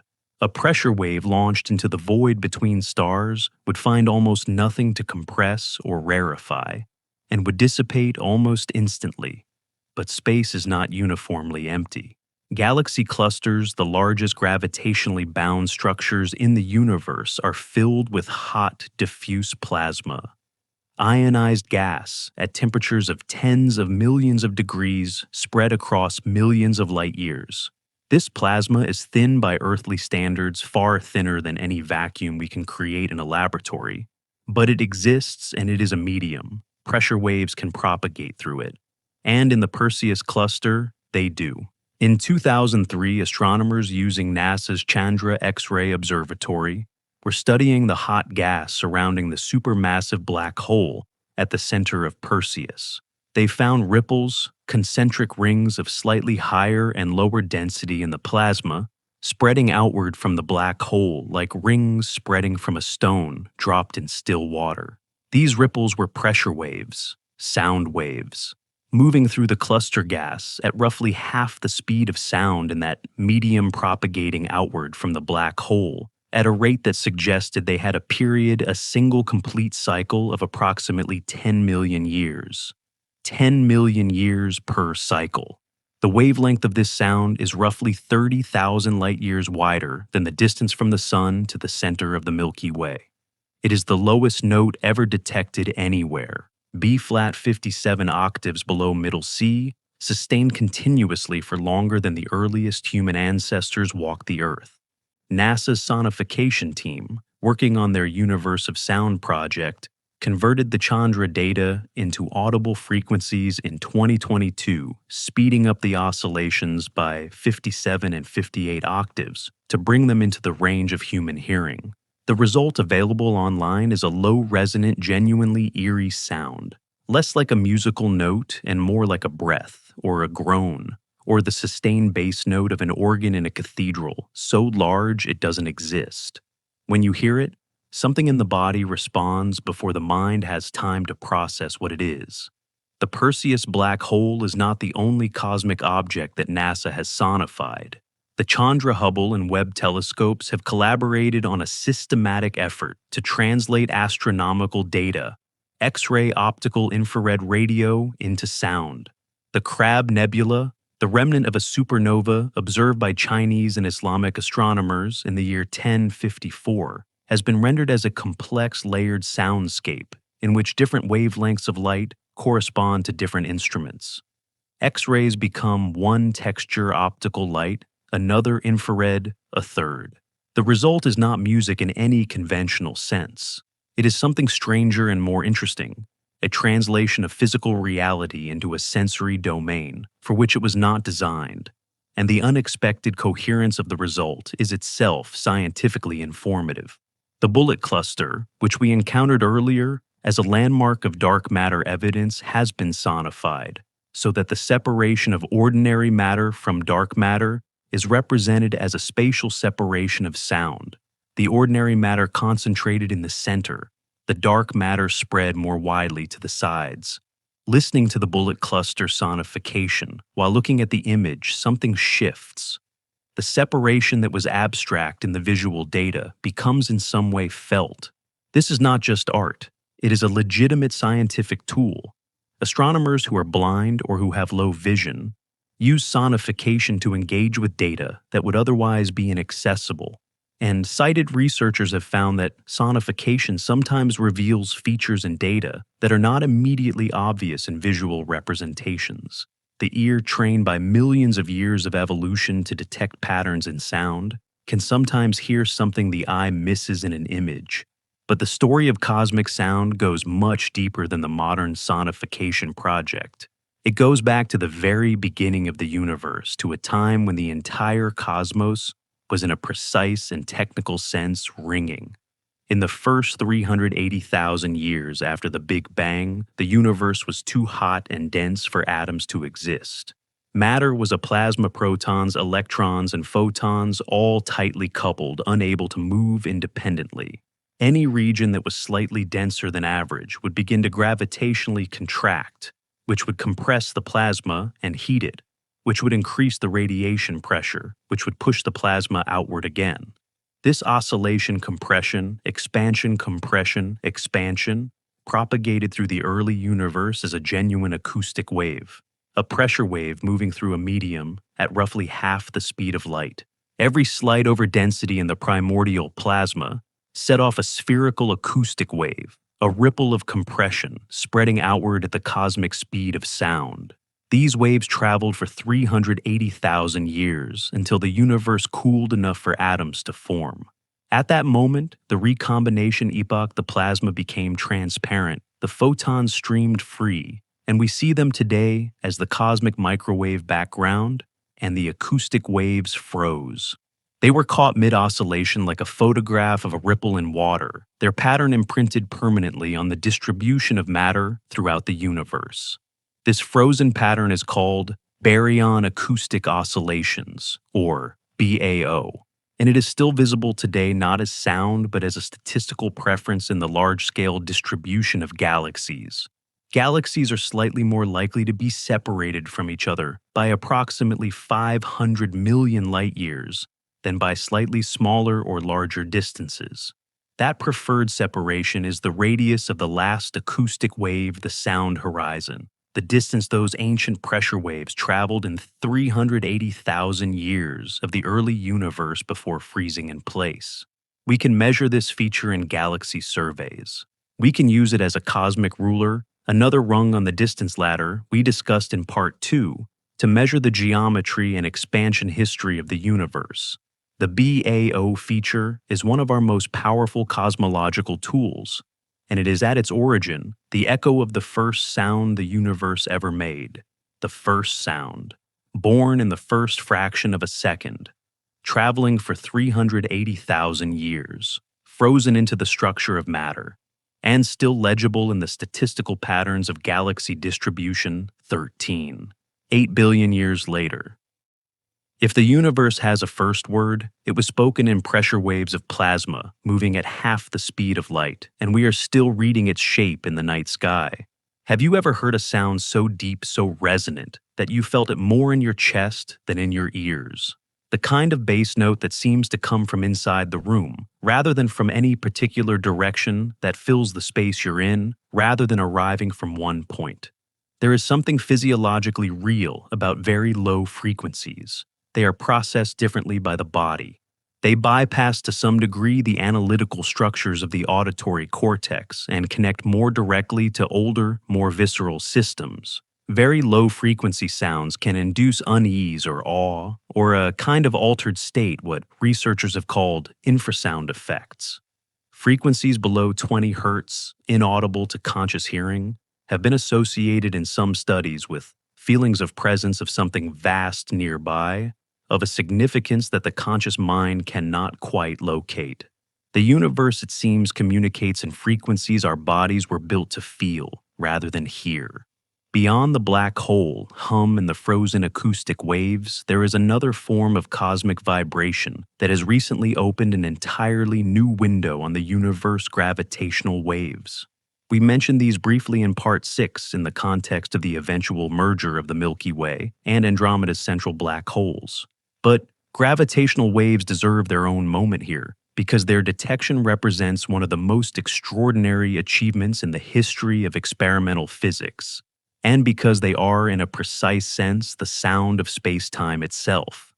Gravitational waves are ripples in the fabric of space-time distortions in the geometry of space and time that propagate outward from accelerating massive objects at the speed of light.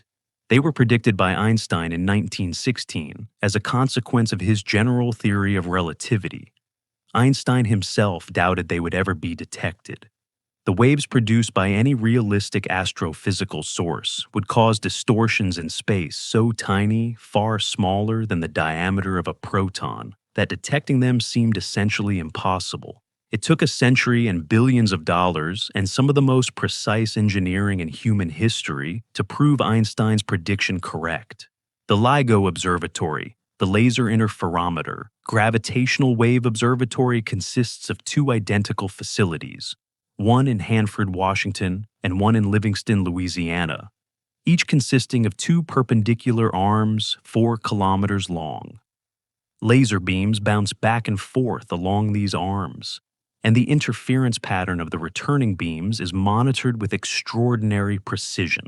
When a gravitational wave passes through it, stretches one arm while simultaneously compressing the other by an amount smaller than 1,000th the diameter of a proton. LIGO can detect this. On September 14, 2015, at 5:51 in the morning. Eastern Time, both LIGO detectors registered a signal. It lasted less than half a second.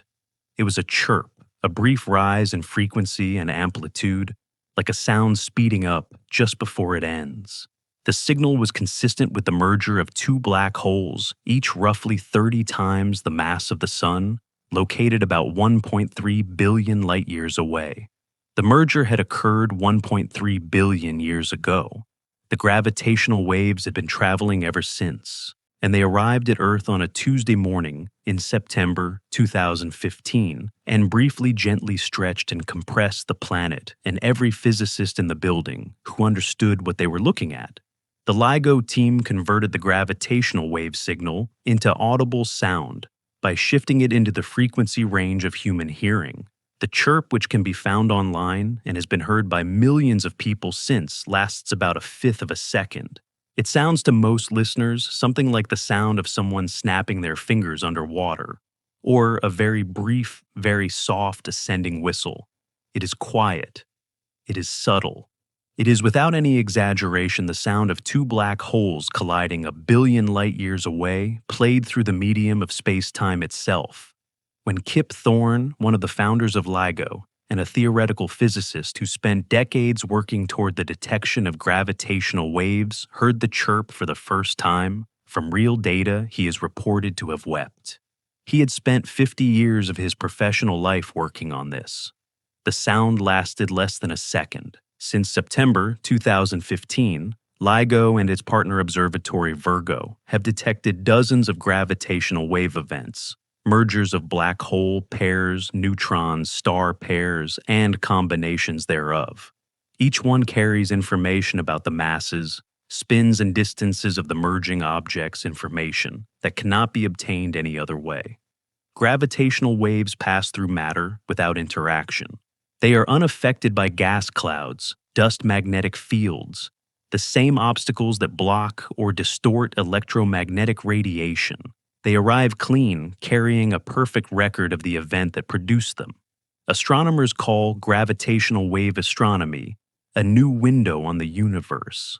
But the metaphor that feels truer is sound. We spent the first century of modern astronomy looking at the universe. Now, we are beginning to listen to it. And the universe, it turns out, has a great deal to say. There is a field called astroseismology, the study of stellar oscillations, that uses the vibrations of stars to probe their interiors. Stars oscillate in complex patterns, the result of acoustic waves bouncing around inside them.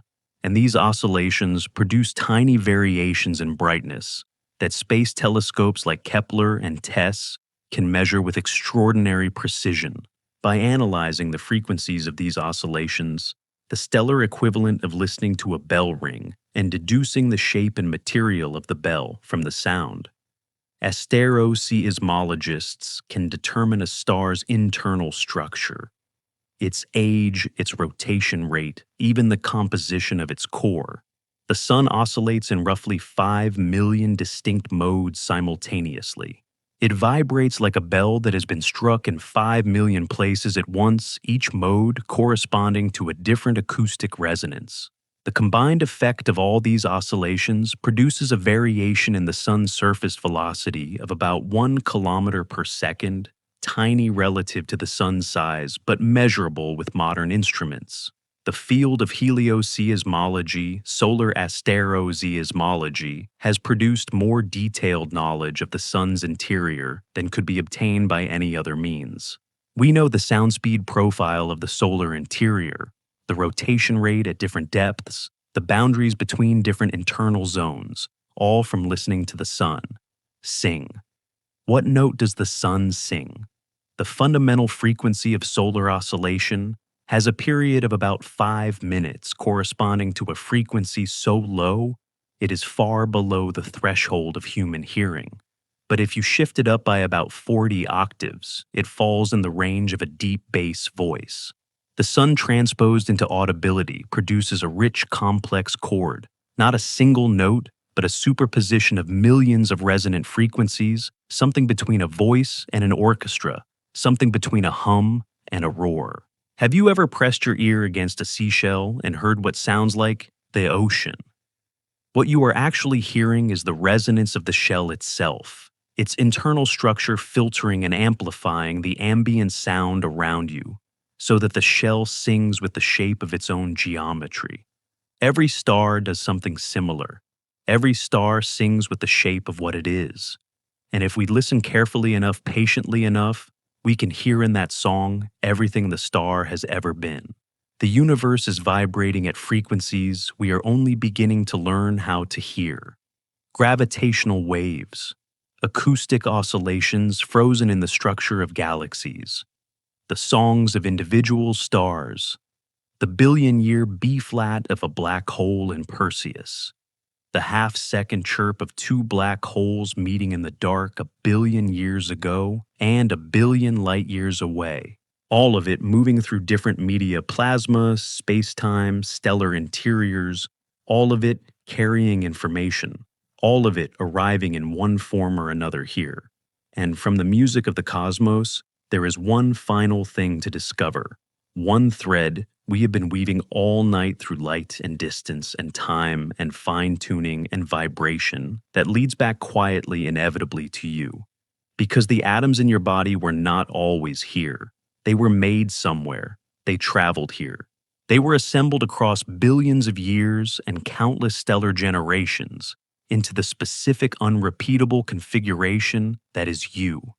And the story of how that happened, of how the universe turned starlight into something that could wonder about starlight, is the story we have been building toward all night. It is where we are going now. Every atom of calcium in your bones was forged inside a dying star. Every atom of iron carrying oxygen through your blood, right now, was born in a supernova explosion, so violent it briefly outshone an entire galaxy. The carbon that forms the backbone of every molecule in every cell of your body, the carbon that makes you fundamentally you, was built in the nuclear furnace of a star that lived and died billions of years before the sun was born. You are not a visitor to the universe. You are not an observer standing outside it looking in. You are the universe assembled. You are what happens when 13.8 billion years of cosmic evolution decides quietly and without fanfare to become something that can wonder about itself. We have been traveling all night from the first human who lay down in the grass and looked up through the impossible distances between galaxies through ancient light and dying stars and galactic mergers and dark matter and fine-tuned constants and the songs of black holes. And every step of that journey has been leading here, to this, to the realization that the story of the cosmos and the story of you are not two different stories. They are the same story told at different scales in different voices across different spans of time. This is where it all comes together. And if you have stayed with us through this entire journey, through all the distances and all the silence and all the slow, patient wonder, then what comes next is for you. Let's begin with nitrogen because nobody ever talks about nitrogen, and it deserves a moment. About 78% of every breath you take is nitrogen. Your DNA is held together by nitrogen atoms. The base pairs of adenine, thymine, guanine, and cytosine all depend on nitrogen in their molecular structure. Your neurotransmitters, the chemical signals that allow the neurons in your brain to communicate, that allow you to think and feel and perceive and dream, are nitrogen-containing compounds. The nitrogen in your body was synthesized in the cores of stars between 1 and 8 times the mass of the sun, released into the interstellar medium when those stars shed their outer layers at the end of their lives, and eventually incorporated into the molecular cloud that collapsed to form the solar system 4.6 billion years ago. The nitrogen you are breathing right now was inside a star. It floated in the interstellar medium for billions of years. It was swept into the solar nebula. It was incorporated into the Earth.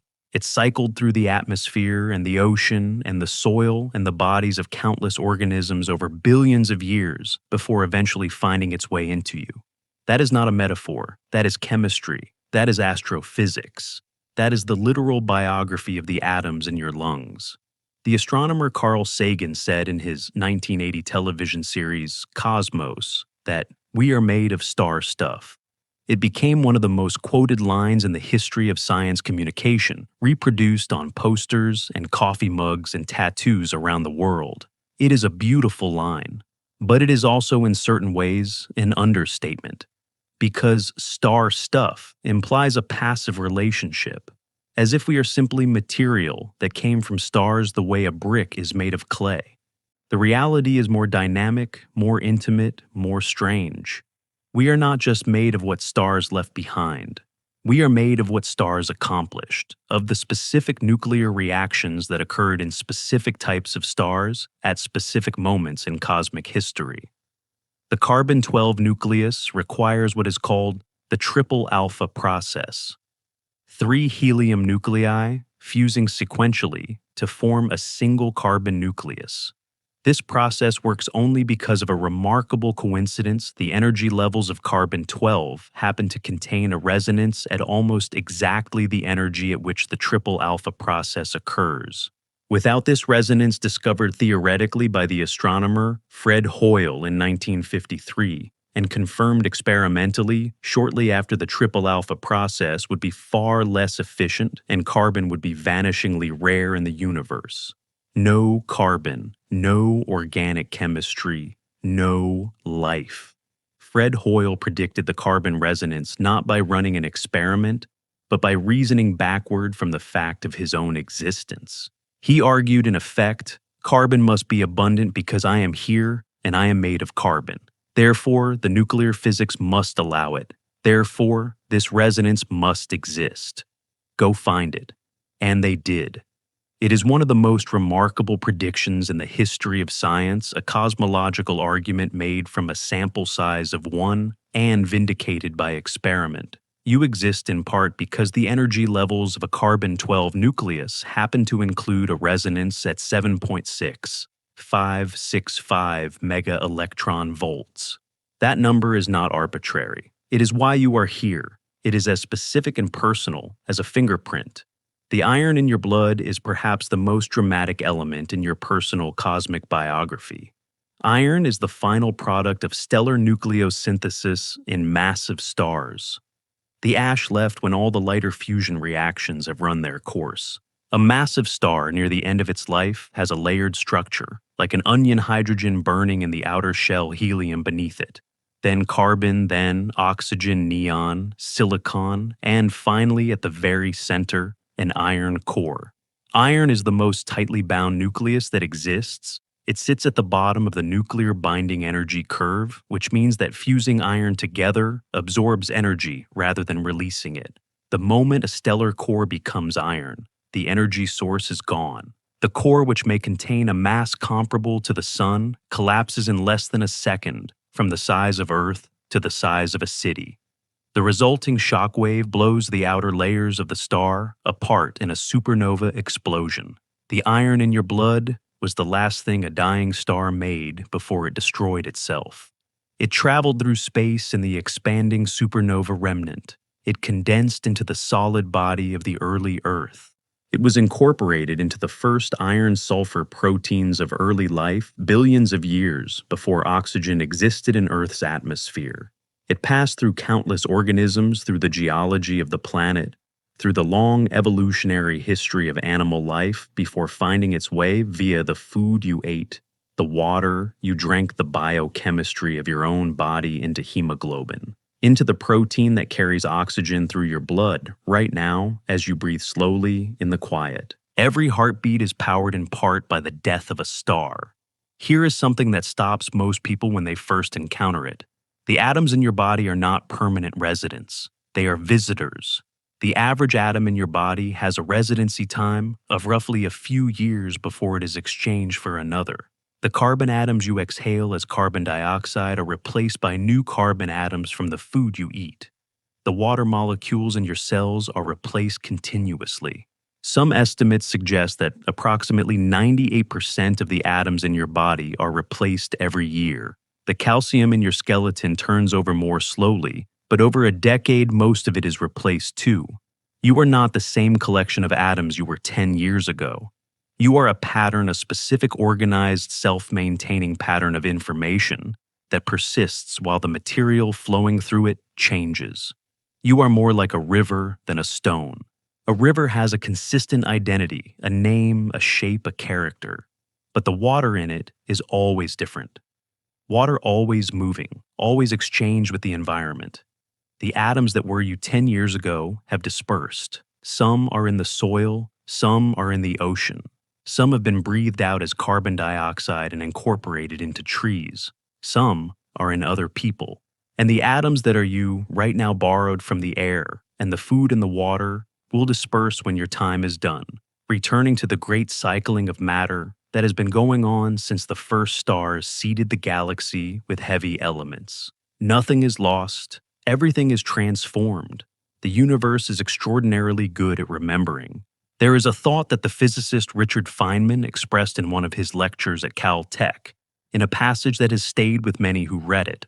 He was talking about the value of science, about what scientific knowledge adds to the experience of the world.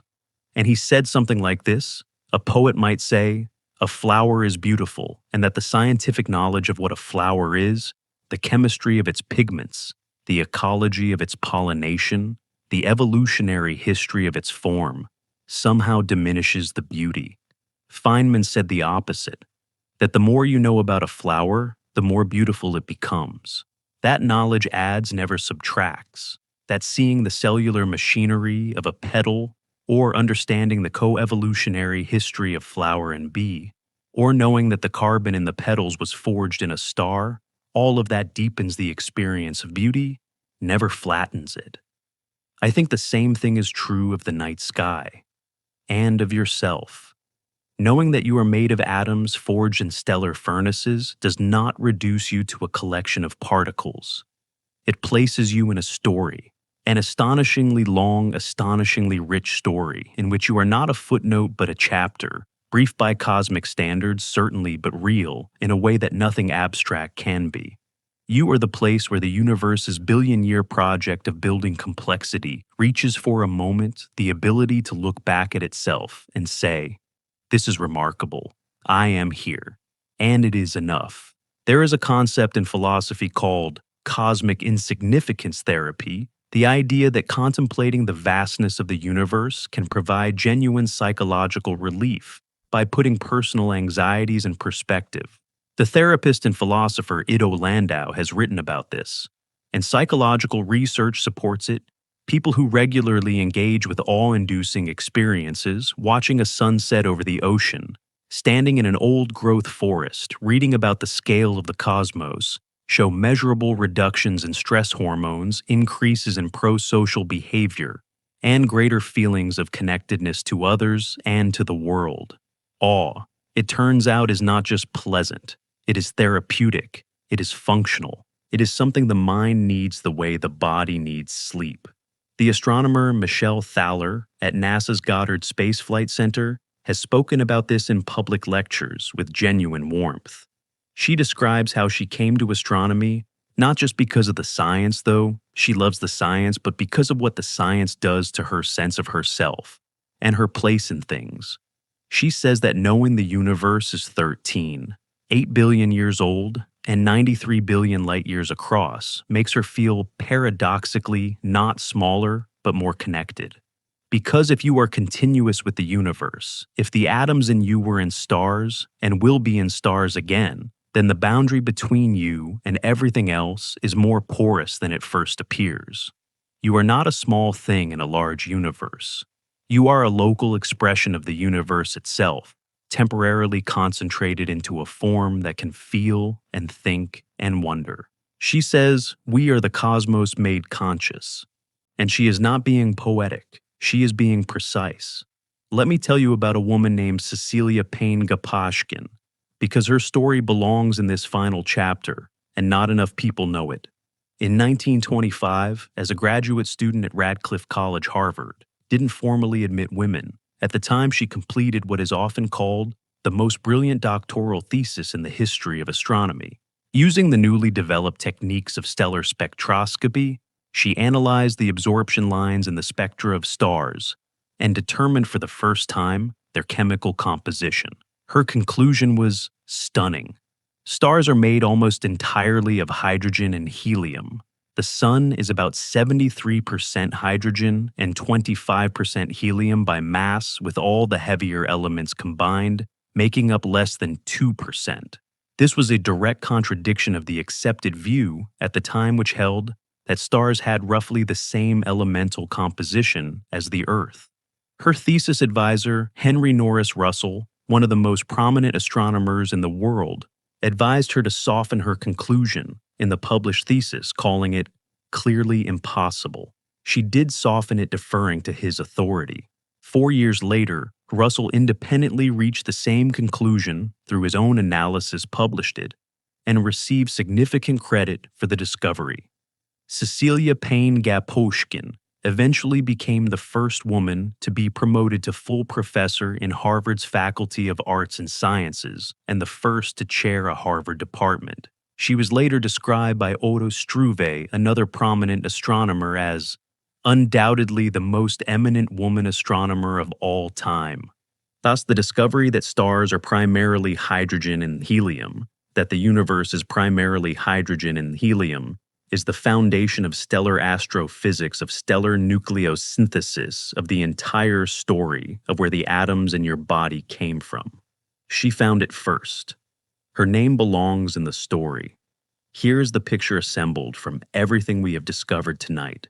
13.8 billion years ago, the universe began in a state of extraordinary simplicity. Hot, dense, undifferentiated, containing only the lightest elements. Over hundreds of millions of years, the first stars formed from collapsing hydrogen clouds and ignited, fusing hydrogen into helium, into carbon, into heavier elements up through the periodic table to iron. Those stars lived for millions of years and died in supernova explosions, seeding the interstellar medium with the elements they had built. New stars formed from this enriched gas, and they too lived and died each generation, enriching the medium, further adding heavier elements to the cosmic inventory. After several generations of stars across several billion years, the interstellar medium became rich enough in carbon, oxygen, nitrogen, iron, and the other heavy elements to allow the formation of planets. Rocky planets. And on the right rocky planet in the right conditions, the chemistry of carbon, endlessly flexible, capable of forming chains and rings and three-dimensional structures of extraordinary complexity, began to do something remarkable. It began to replicate. The first replicating molecules on Earth appeared perhaps 4 billion years ago. Simple RNA-like structures in hydrothermal vents or shallow tidal pools, capable of making imperfect copies of themselves, subject to selection, capable of change. From those first replicating molecules over 4 billion years of evolution came every form of life that has ever existed on this planet.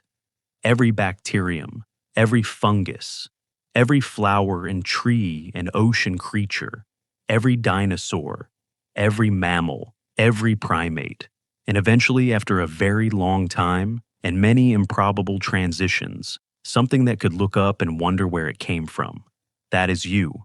You are 13.8 billion years old, in the only sense that really matters, in the sense that the atoms composing you have been part of this universe since the beginning, passing through stars and supernovae and molecular clouds and planetary geology and the long biochemical history of life on Earth, before arriving temporarily here, in this body.